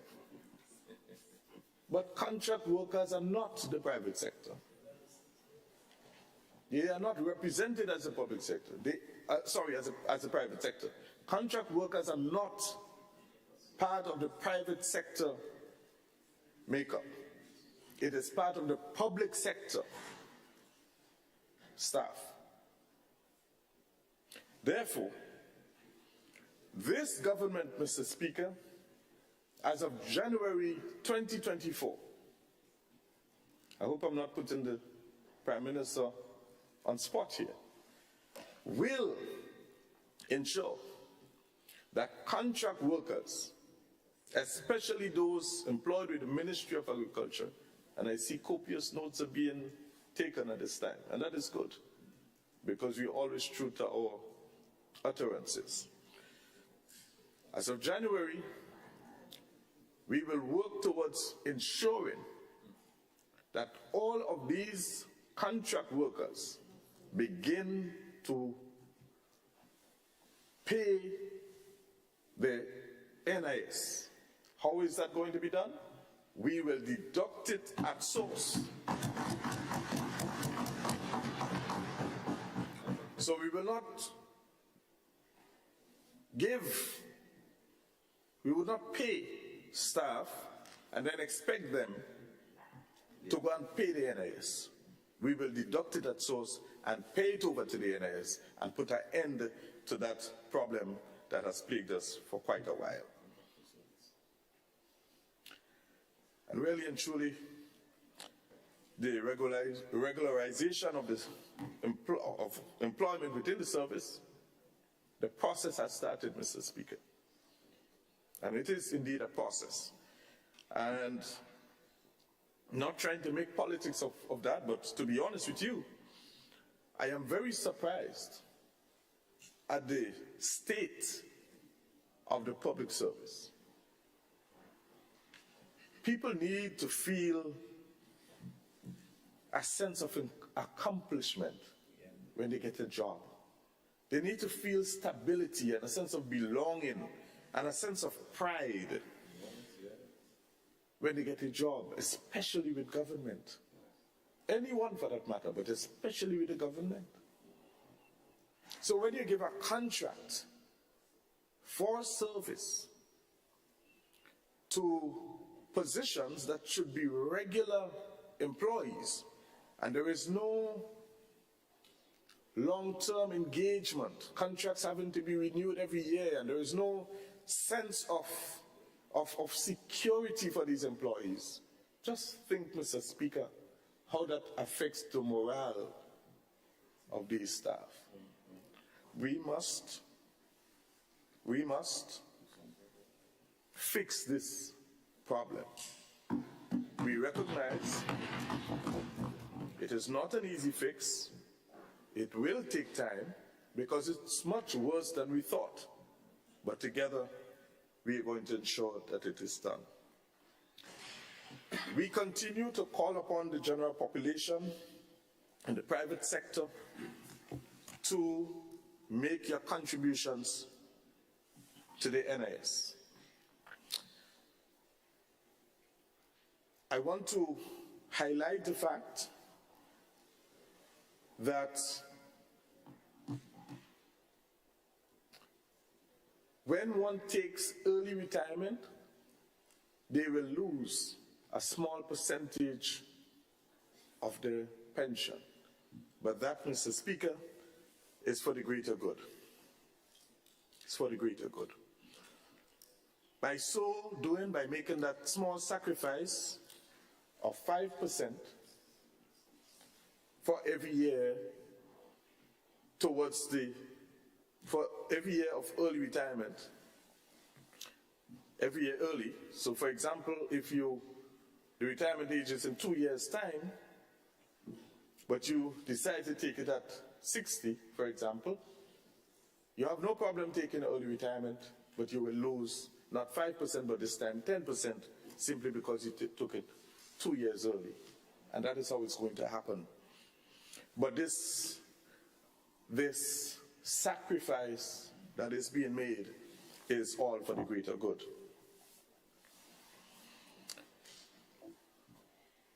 Mr. Speaker, I say finally that the NIS, the government of Grenada, and the people of Grenada are called upon to make some tough decisions now to preserve social security or pensions for the working class and for future generations of Grenadians. Generally, Parliament this morning, I proudly say, all of us have endorsed this legislative change. By accepting these changes, we are literally writing a legacy which our children, grandchildren, and generations to come will be proud of. Thank you, Mr. Speaker. Thank you, Leader of Government Business. Honourable members, the question is that the bill be read a second time. All those who are of that opinion, say aye. Aye. Of the contrary opinion, say no. I think the ayes have it. The ayes have it. A bill for an act shortly entitled National Insurance Amendment Number 2, Bill 2023. Leader of Government Business.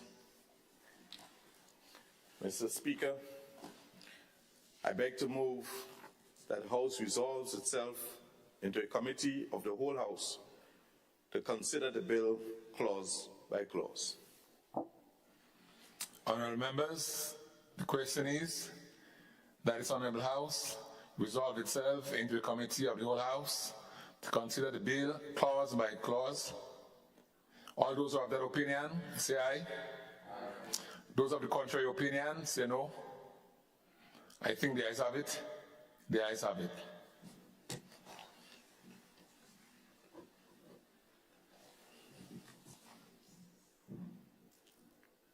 This Honorable House is now in committee.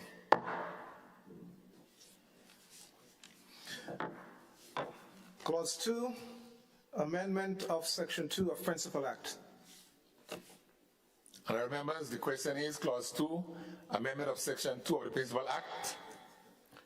It forms part of the bill. All those of that opinion, say aye. Aye. Oh, sorry. Is that common business? Your mic is on.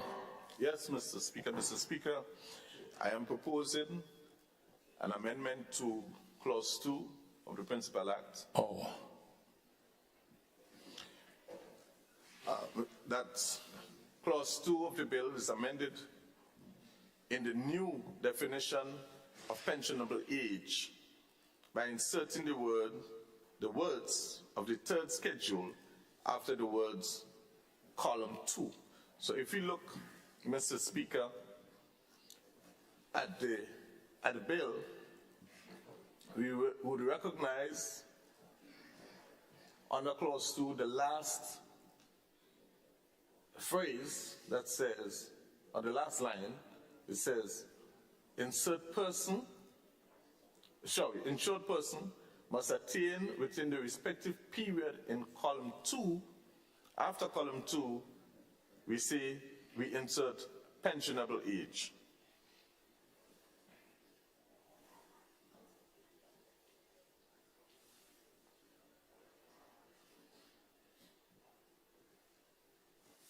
Sorry. Did I say it right? No, I don't believe I said it right. After the phrase clause 2, we say of the third schedule.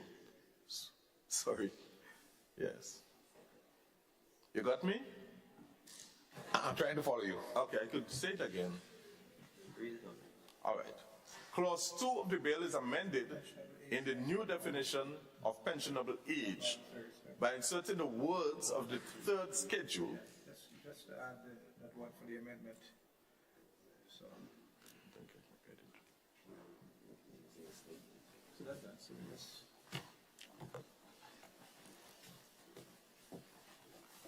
That's right.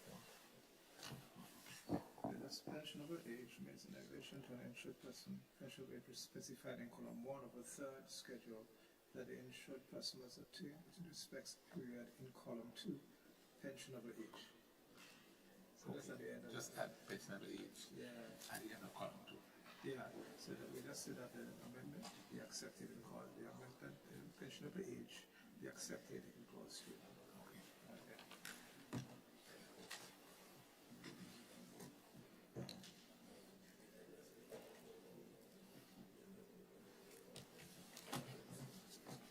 All right. Your amendment is that pensionable age be accepted in clause 2? Yes. Okay. So we're inserting the words after column 2 of the third schedule.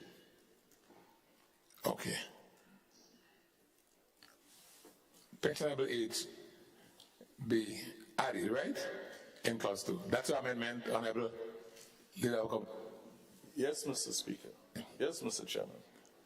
So, Mr. Clark, you go ahead.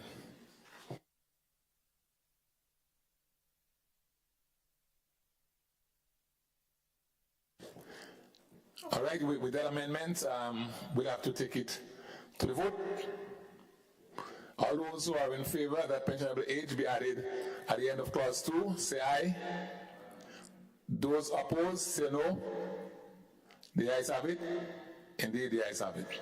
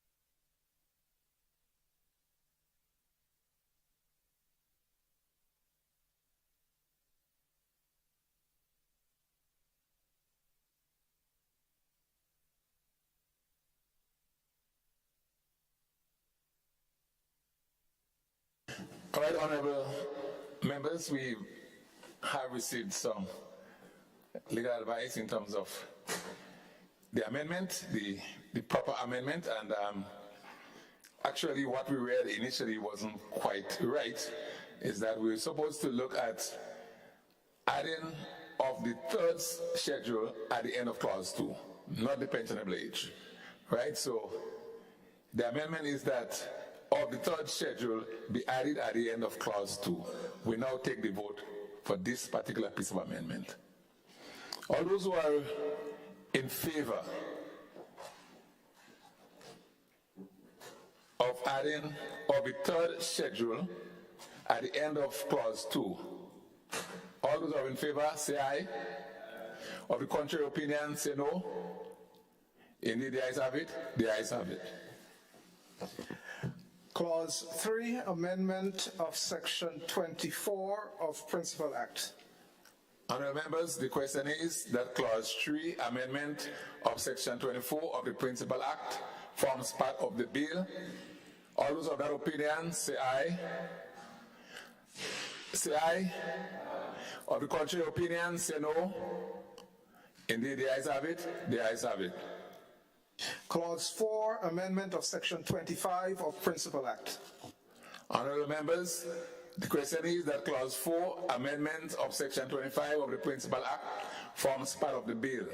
All those of that opinion say aye. Of the contrary opinion say no. Indeed, the ayes have it. The ayes have it. Clause 5, insertion of new third schedule to Principal Act. Honourable members, the question is that clause 5, insertion of the new third schedule, forms part of the Principal Act. All those of that opinion say aye. Of the contrary opinion say no. The ayes have it. Indeed, the ayes have it. Clause 6, consequential amendments.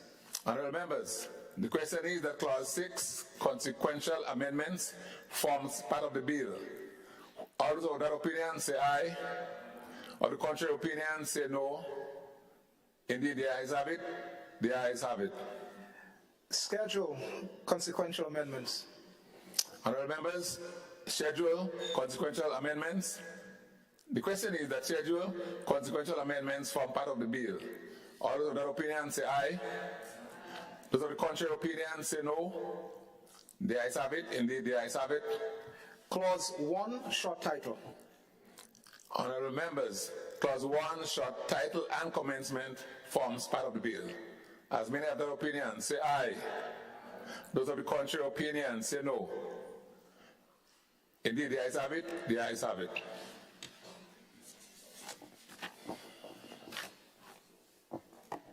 Leader of Government Business. Mr. Chairman, I beg that the House resumes and the Chairman reports progress on the bill.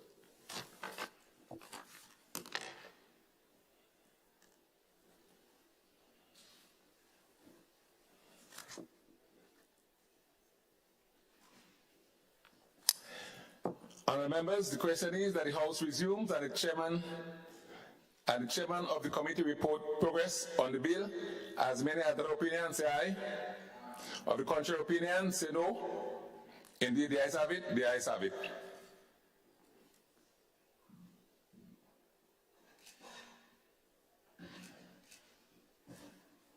Honourable members, this Honourable House now resumes.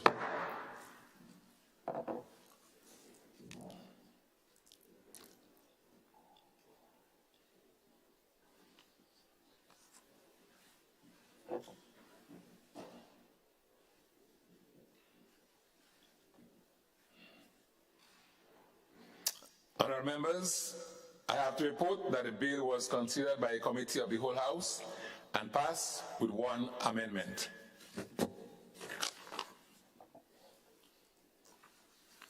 Leader of Government Business. Mr. Speaker, I beg to move that the Chairman's report be adopted. Honourable members, the question is that the Chairman's report be adopted. As many other opinions say aye. Of the contrary opinion say no. Indeed, the ayes have it. The ayes have it. Leader of Government Business. Mr. Speaker, I beg to move the third reading of the bill. Honourable members, the question is that the bill be read a third time.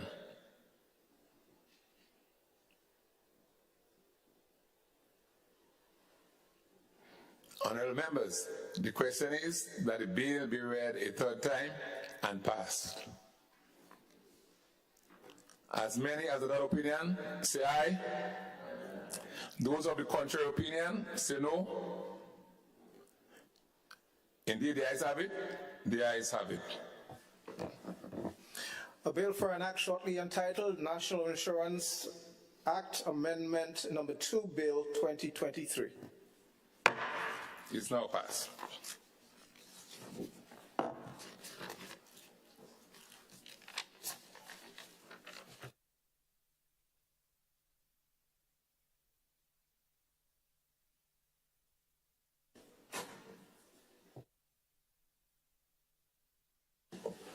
Item 16, requests for leave to move the adjournment of the House on matters of urgent public importance.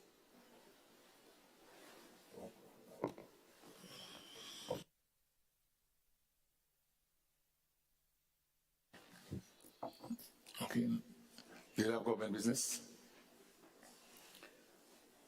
Mr. Speaker, I move that this House be adjourned sine die.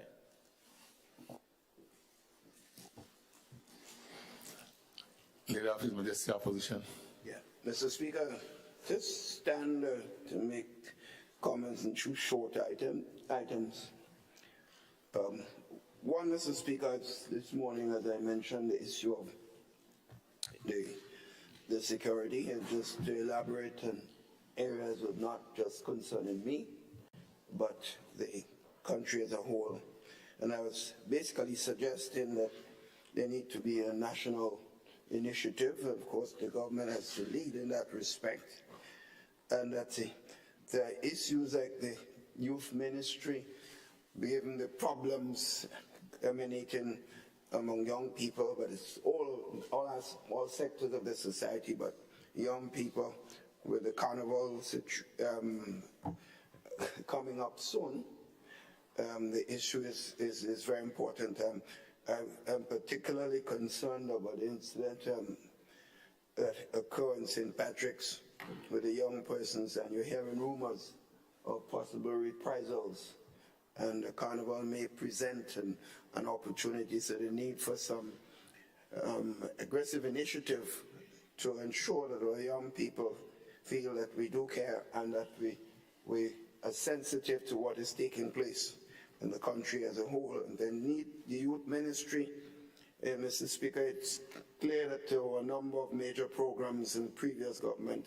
A lot of it now seem to have gone dormant, many of them.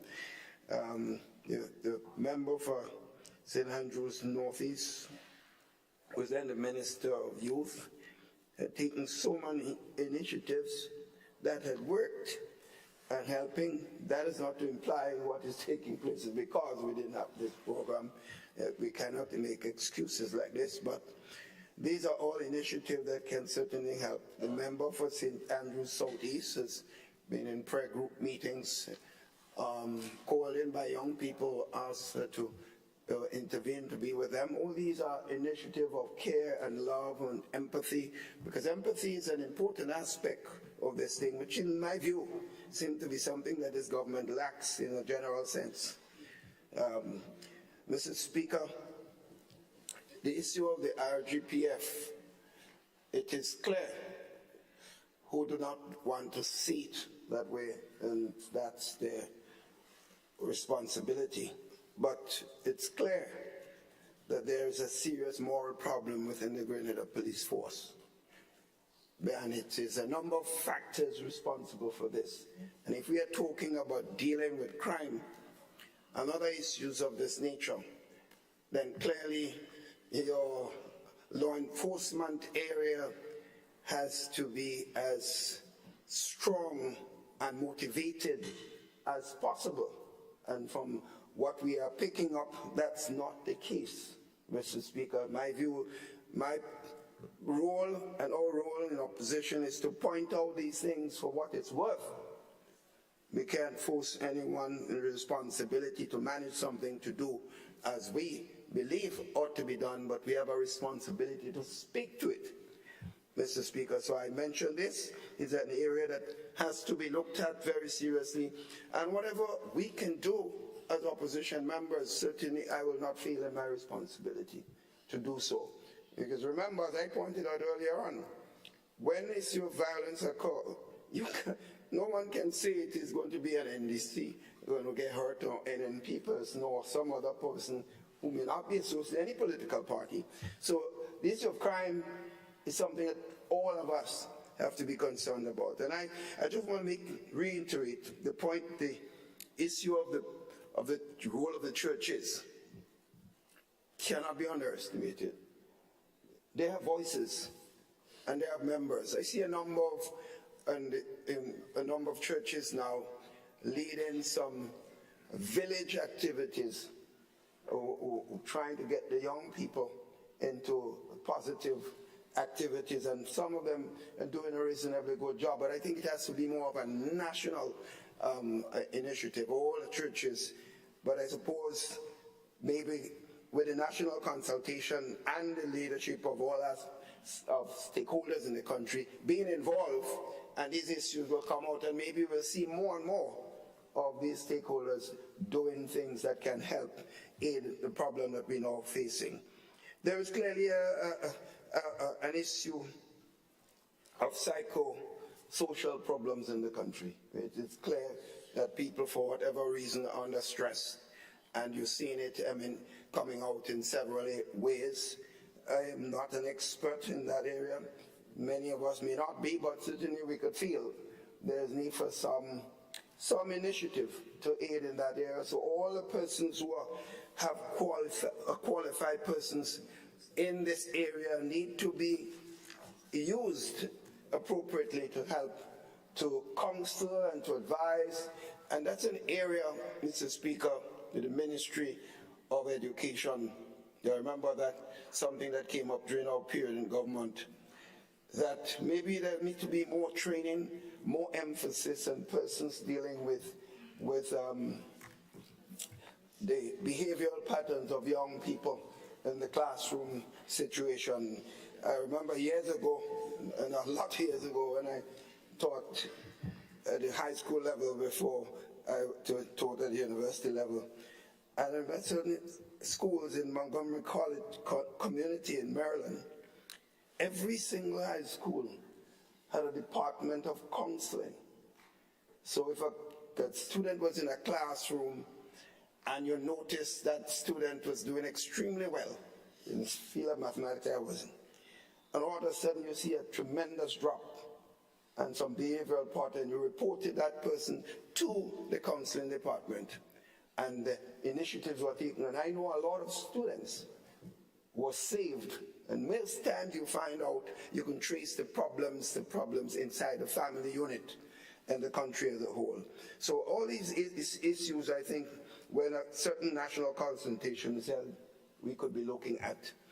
Mr. Speaker, also, I think we cannot doubt the fact that I honestly believe that the government made a fundamental mistake when it removed the 150 from the seed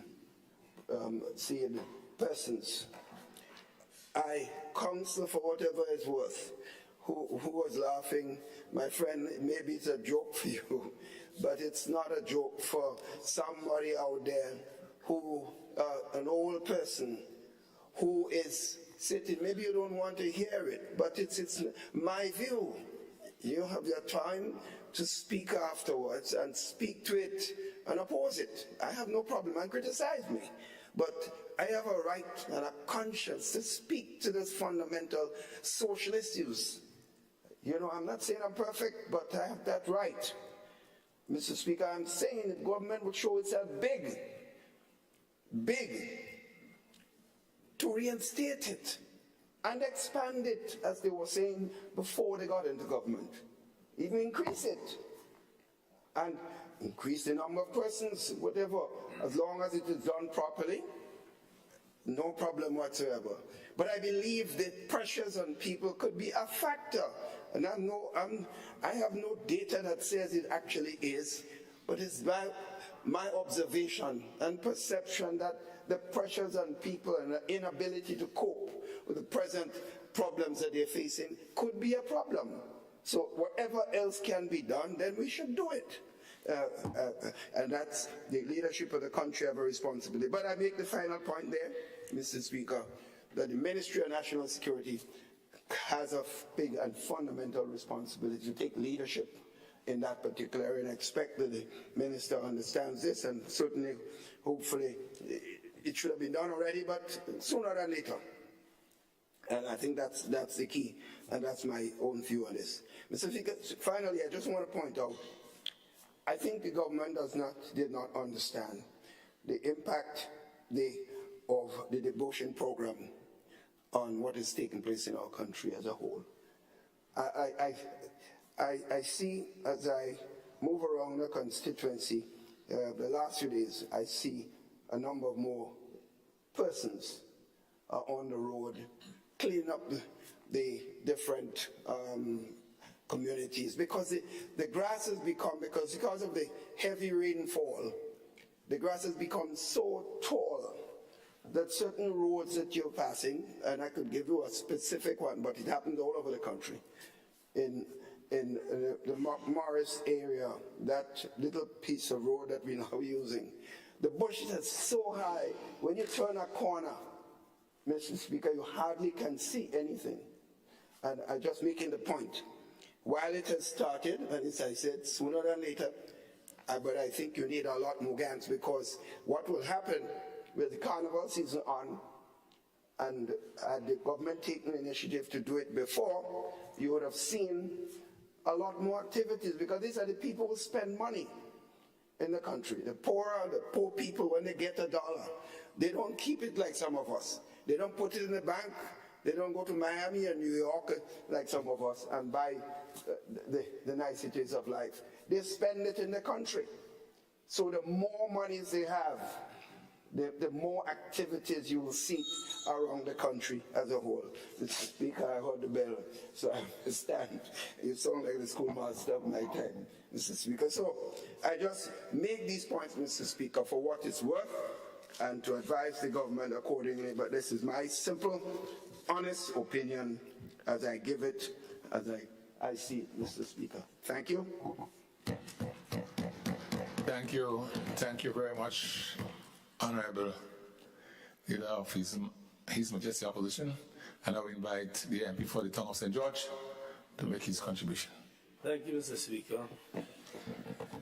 Good day to everyone. Mr. Speaker, this morning we spoke about social security and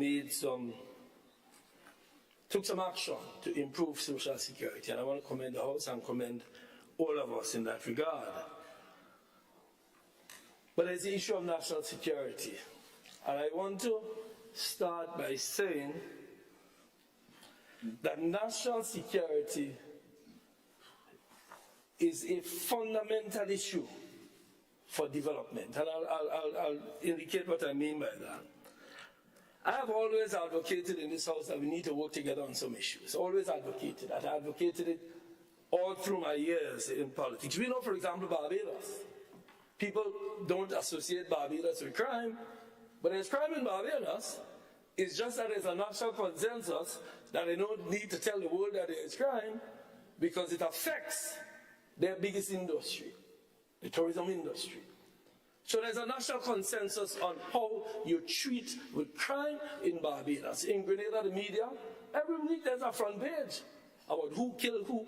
There are people assigned in the media to find the front page showing we have crime. Does that help us? No, it doesn't. It doesn't, because we don't have a national consensus. The opposition leader indicated that we need some kind of national conversation. It is not a partisan issue. All of us must come together on the issue. About 15 years ago, I was foreign minister, I think at the time he was foreign minister, 10, 15 years ago, I visited Washington, D.C., and I had a conversation with the State Department. And one of the officials, we were speaking about how is it that Grenada, surrounded by islands, with high violence, high crime, gun violence, Grenada seemed to be immune from it. And I had a discussion which led to us proposing that we do a study into why Grenada, Trinidad in the south, St. Vincent in the north, St. Lucia around the corner, all of them, crime, gun violence. Yet this country here, that had a history of guns because of the revolution, yet no gun violence, hardly any crime, and we're solving 99% of the crime. How is it? Because the truth is, if you don't know why you have something, you run the risk of losing that something. And the fact is that we're running that risk right now. We are running the risk that we will lose the status as one of the countries with the lowest crime rates in the Caribbean. We run the risk. And it's not going to affect us here alone or you there alone. It will affect the nation. You see, crime, Mr. Speaker, is not just a security issue. It is a development issue. As both Foreign Minister and Tourism Minister, I visited countries in the world, spoke to investors, spoke to people who want to become CDI citizens. And one of the things I love to say, that when you come to Grenada, you could leave your door open, you could leave your keys in your car, and you could go out anytime. We have low crime. The fact is, one of the major selling points for investors and citizens alike coming into Grenada is the low crime rate. When I spoke to CBI audiences and investors alike, they all opened their eyes when they looked at our security, our crime situation, and wondered why. We are running the risk of not being seen as a low crime country. But the question is, what is to be done? I stand here as somebody who daily is on the front line of that issue. I don't just read it in the newspapers. In fact, I don't read the newspapers to see crime. Every single day, from 6 in the morning till I go to sleep in the night, I deal with that issue. Every day I represent persons who are involved either on this side or that side of the crime issue. And what do I see? First, and I know I have limited time, Mr. Speaker. First, these crimes are committed by young persons mostly, and mostly young men. That is a fact. Secondly, most of these persons have either dropped out of school and unemployed, or even if they completed school, they are unemployed. That is a fact. Thirdly, there is an absence of role models, male role models in these kids' life. When I go to court, I lament the mothers. The mothers are there all the time. The fathers are invariably absent except in a few cases. The point I'm making is this: that is a phenomenon we need to study and look at solutions for, Mr. Speaker. This is not a partisan issue. How do we address it? The leader of the opposition made some recommendations. I suggest we listen. Counseling in the schools and in the communities. Counseling. We need to have access to counseling. We need to have counseling for families, for fathers. We need to have programs, and the opposition leader spoke about some of the programs that were there. We need to add to these programs rather than minusing these programs. More programs to train our young people with skills. Most of the guys in crime are untrained persons. And we need to find more jobs for these people. Jobs, jobs, jobs. Busy people don't commit crime. Another issue is the gun violence. What are we doing about it? We have an increase in gun violence. I see it. Over the years, I've always commented that this country is amazing. That all the guns during the revolution, when they talk to people who have them, they say they sell them to the other countries in the region. They send it in Trinidad, they send it in Vinci. We don't use guns. Them days, it's cutlass here and out. In fact, when you talk to people outside of Grenada, they say, what is this thing with Grenadians and cutlass? Now we're hearing about guns. So maybe we need to consider things like an amnesty for persons who have guns. I'm just throwing ideas out there. We don't have time to go into depth. We need to strengthen the capacity of the Royal Grenada Police Force. The opposition leader spoke about the morale of the force. We need to strengthen that.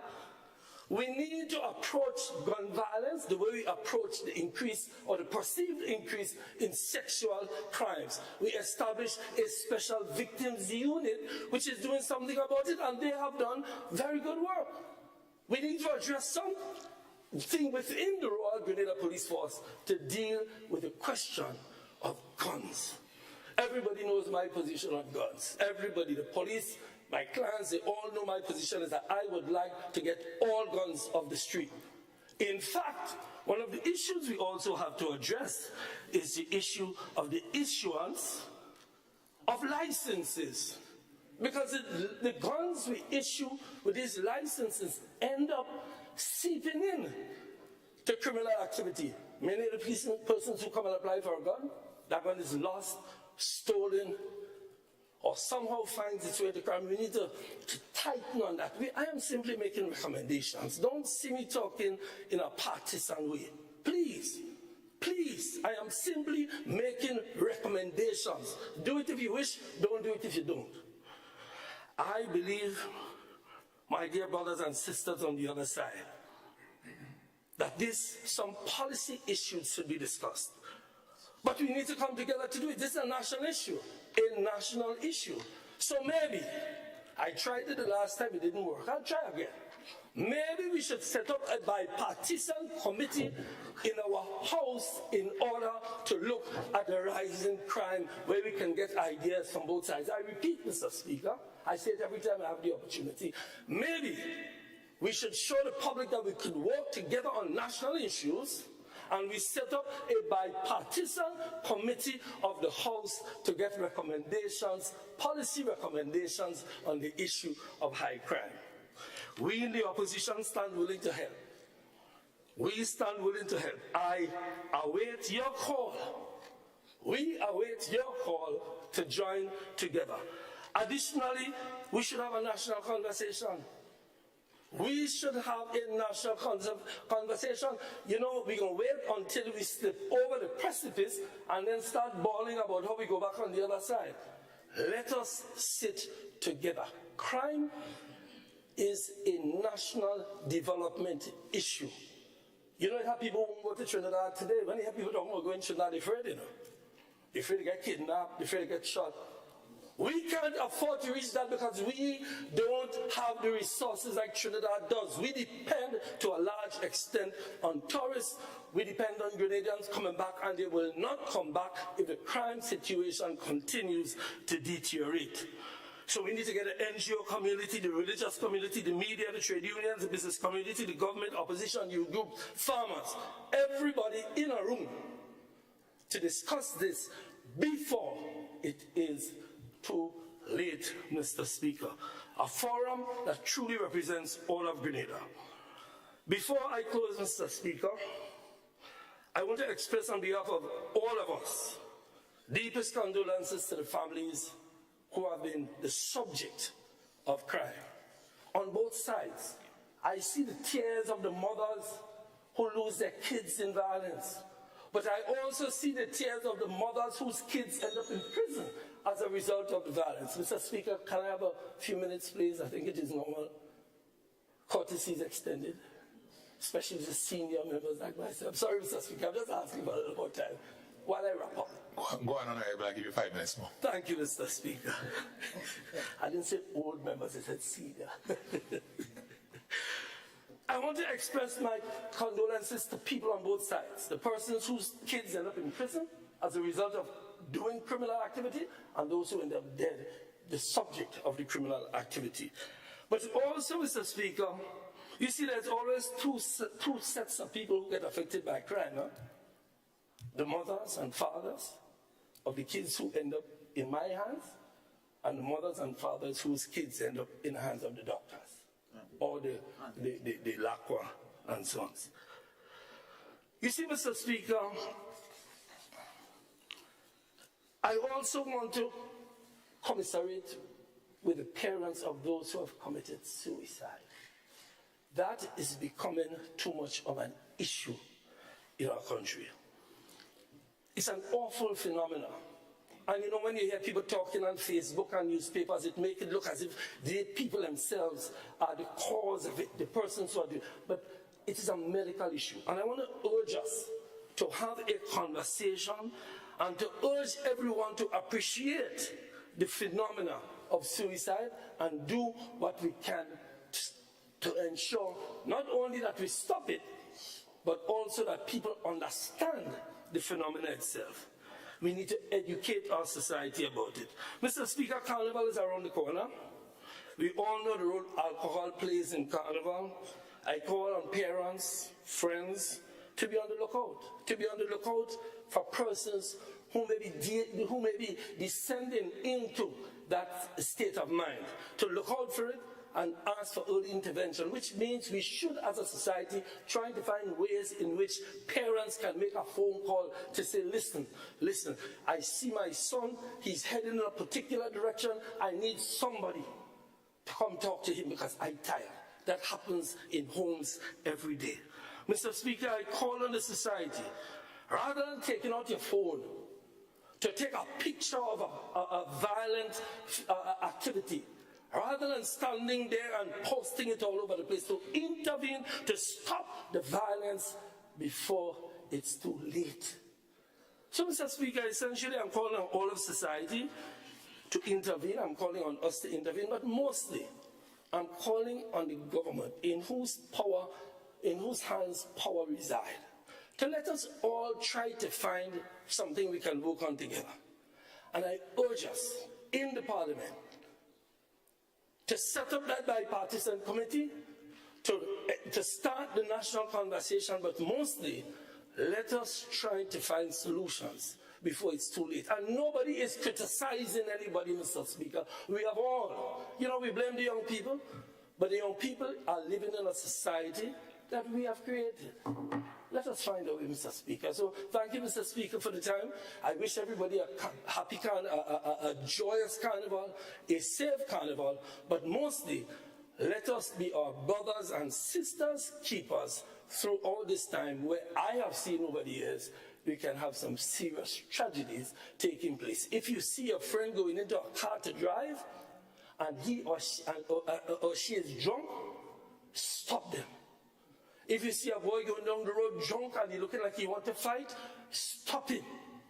Before we all have to scroll on Facebook the following morning and then say, another one again?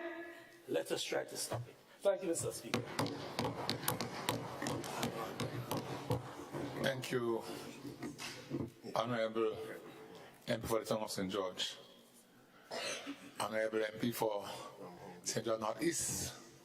Yes, thank you very much, Mr. Speaker. Good morning to everyone. Mr. Speaker, I would like to take the opportunity on the adjournment to discuss the upcoming Windward Islands secondary school games. Grenada is going to be the host. It is going to be held an opening ceremony on July 22nd at the Kirani James National Stadium. We expect to have a motorcade leading up to the stadium before the ceremony, and we expect Grenadian athletes would be performing there. Mr. Speaker, I just want to say that what we have observed in preparation for it is the amount of work that was required to get our playing facilities up to standard. Part in our challenge, Mr. Speaker, at the ministry is that we would often have to prepare an annual budget. And within that annual budget, when there are instances that were not factored in, one has to make necessary arrangements or go to plan Bs to be able to get what we have to do done. We have seen an increase in damages to playing facilities. We have seen and observed a lack thereof of some of the maintenance contractors to do a thorough job in ensuring that it's protected. Something that we have identified that was missing, was absent completely, that was that there were no disaster management response at the Ministry of Sports for all of these large sporting facilities. So we are pleased to announce that we have put a very small structure in place Hopefully what we can do is that for budget cycle, we can make some accommodations for that, so that in the event of disasters, we can have an immediate response from going out to view the playing facilities to also immediately responding to repair them and not leave them in disrepair for many years. So that is something that we have observed. Mr. Speaker, as it relates to that, we have also commenced the process of putting facility managers in place in some of the various sporting facilities. That is also going well, but it's going slow. But it is so far yielding some key results in a number of areas. In particular, facilities in St. Andrew and facilities in St. Mark and St. John, Mr. Speaker, are in some dire situations of repairs, and we are working speedily to be able to address some of those issues. Mr. Speaker, I also want to report that the Department of Youth has not stopped any of the programs it came into office with. The only one is the FLY project, and the person who was leading that, he resigned, and that was done sometime earlier on this year. And we have not stopped any of the programs that the former administration started in the Department of Youth. It is continuing and going on as normal. What we have been doing was to use the opportunity to reorganize what we envision, how this department should roll out. So I'll give you one example. In the department, lodged in the youth center, was someone with a degree in psychosocial therapy, etc. She was basically responsible to provide that to Imani trainees or people who are on that program. What we have been able to do was to pull her out and bring a team together, and we've done that over several months, not just now, to organize a psychosocial unit from the Department of Youth, which takes care of a national. So I agree with suggestions being bandied about. It's good, but Mr. Speaker, we must not speak as if there is a cause and effect to what is going on. We have seen crime for a long time, and it's not going to leave us now. I'm not here to debate what is the cause. I'm simply here to say that I agree. What we need to be discussing is how we get to the solutions. Leave the identification of it up to the professionals who can actually assess and ascertain what is the cause of it. Well, Mr. Speaker, let's speak some facts. In order for us to roll out mentorship programs, trainings, etc., the community centers need to be in a good shape. And since we've come into office, we have had to repair throughout the length and breadth of Grenada, Carriacou, Pitimatni, a number of community centers to get them up to standard, just to be able to go inside of some of them, to put running water, to fix the toilet, to fix the roof that is leaking. So when we talk about waging the national effort, one must appreciate that, again, is going to be a process, and we ought not to be opportunistic, attempt to play the blame game. Let us be mature about this, because, Mr. Speaker, I guarantee you that at the end of the day,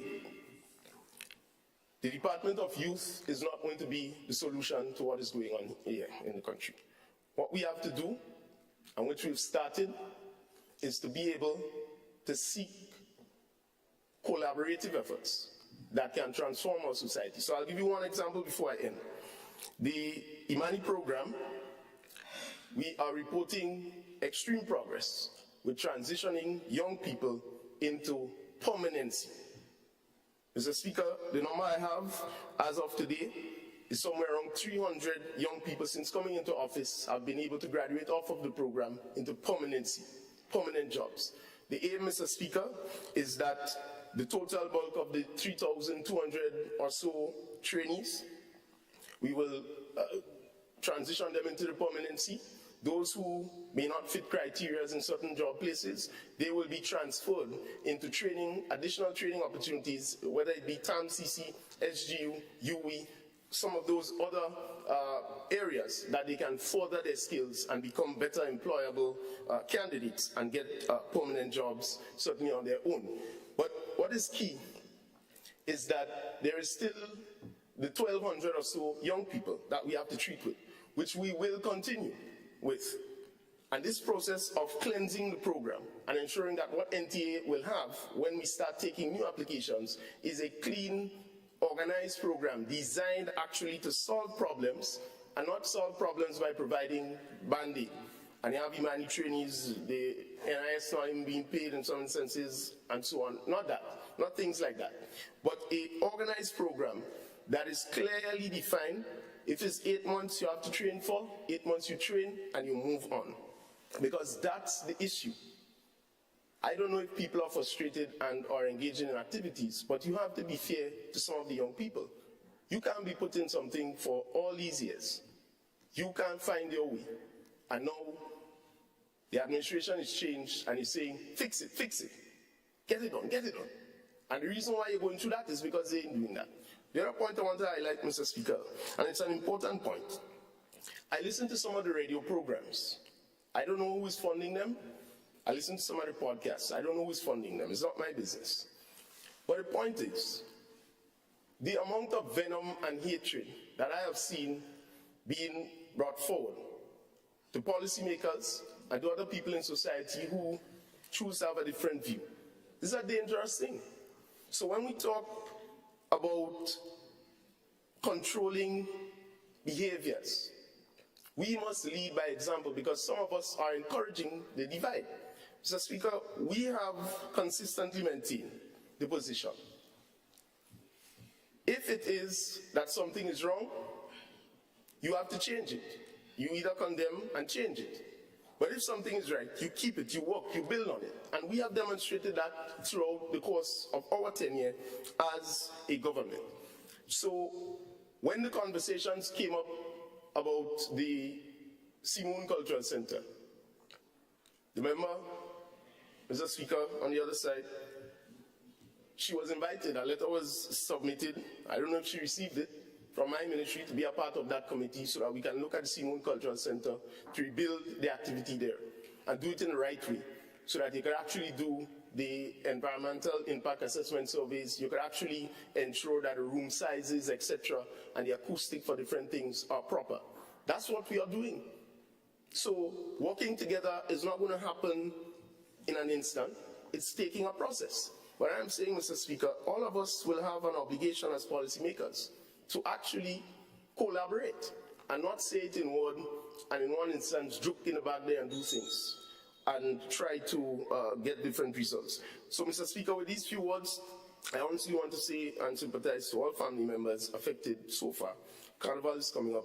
I think we, as young people in particular, have to manage our own operations and do not engage in violent activities. It's not going to help, and it will not help your community, your family, or anyone around you in this particular situation. So thank you very much, Mr. Speaker.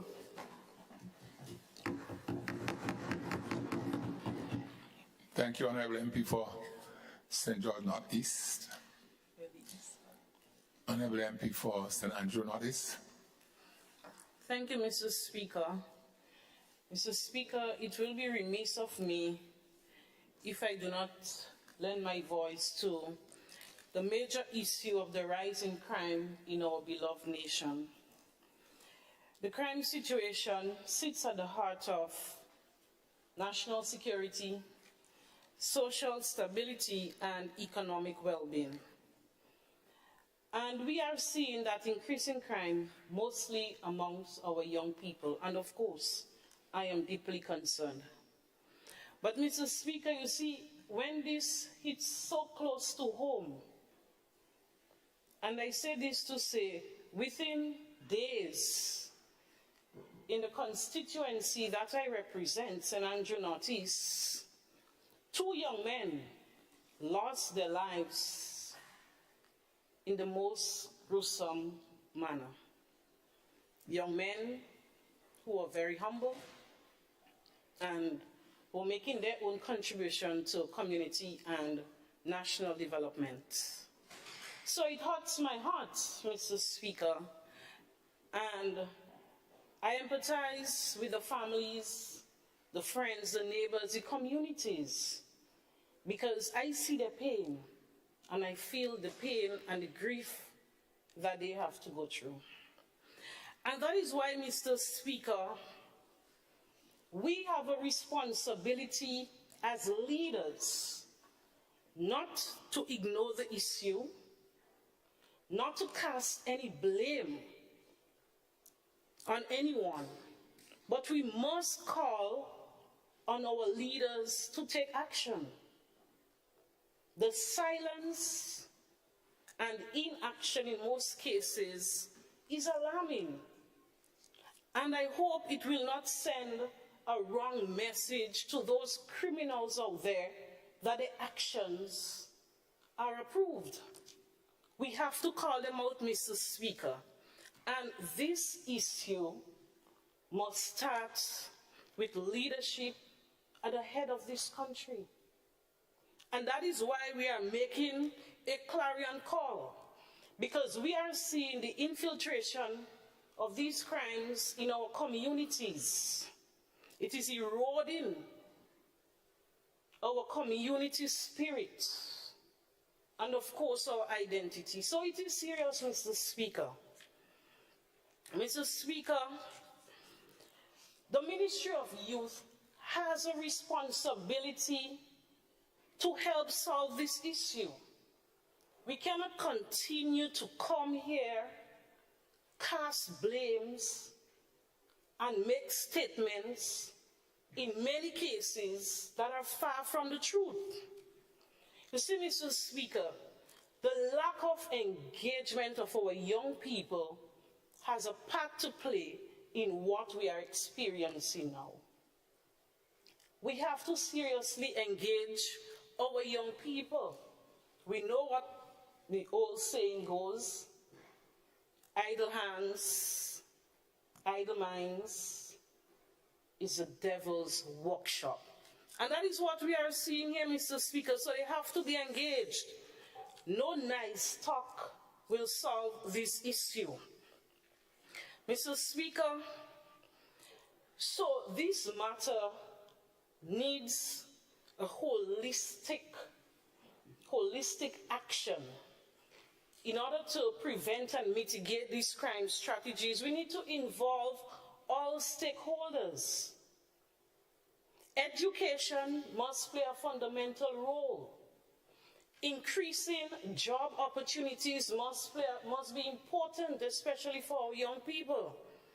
And of course, reinstatement of the safety net programs, again, will be important in this mitigation strategy.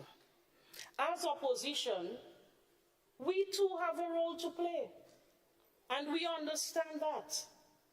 So last week, we had a 2-day youth summit, encouraging all our young people to be emotionally intelligent, to stop and think before they act. And we will continue to engage them. You do not always have to be in office to understand and play your role as a leader in your community. So we will continue to engage our young people and play our part. And this crisis of crime, increasing crime I should say, because crime has always been there. This crisis of the increasing crime that we are faced with now is an opportunity for us to grow as a people. And I say this to say, to show our strength and resilience, and also an opportunity to work together to restore our beloved nation back to peace and stability. Thank you, Mr. Speaker.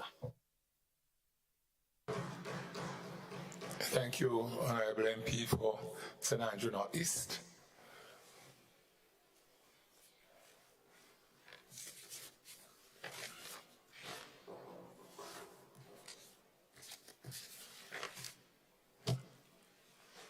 I think everyone seems to have made their contribution, no lights, so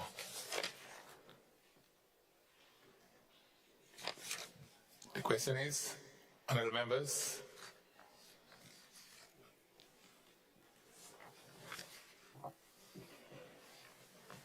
Leader of Government Business. Mr. Speaker, I beg to move that this House be adjourned, sine die. Honorable members, the question is that this House be adjourned, sine die. All those of that opinion say aye. Of the contrary opinion say no. The ayes have it. Indeed, the ayes have it. This Honorable House is now adjourned, sine die.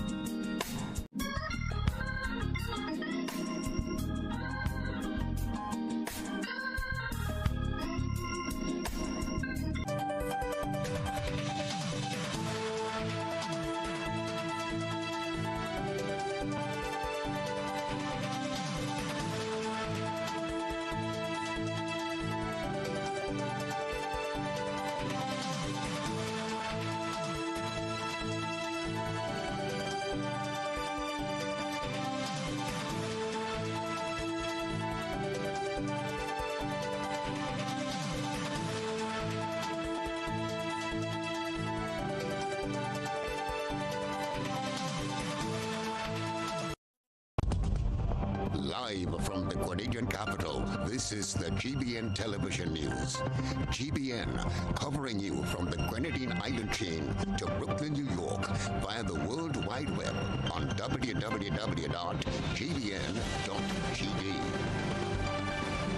The news headlines comes to you compliments. Nexa Credit Union, with you wherever your road leads. Freedom is driven to pursue that passion that keeps you up at night and makes you smile in your sleep. Freedom is bold to embrace the possibilities that can open up your world and conquer new heights. Freedom is fabulous, with bits and pieces that enhance the quality of your life. Freedom is what you do with the flexibility to change path or direction when you need to.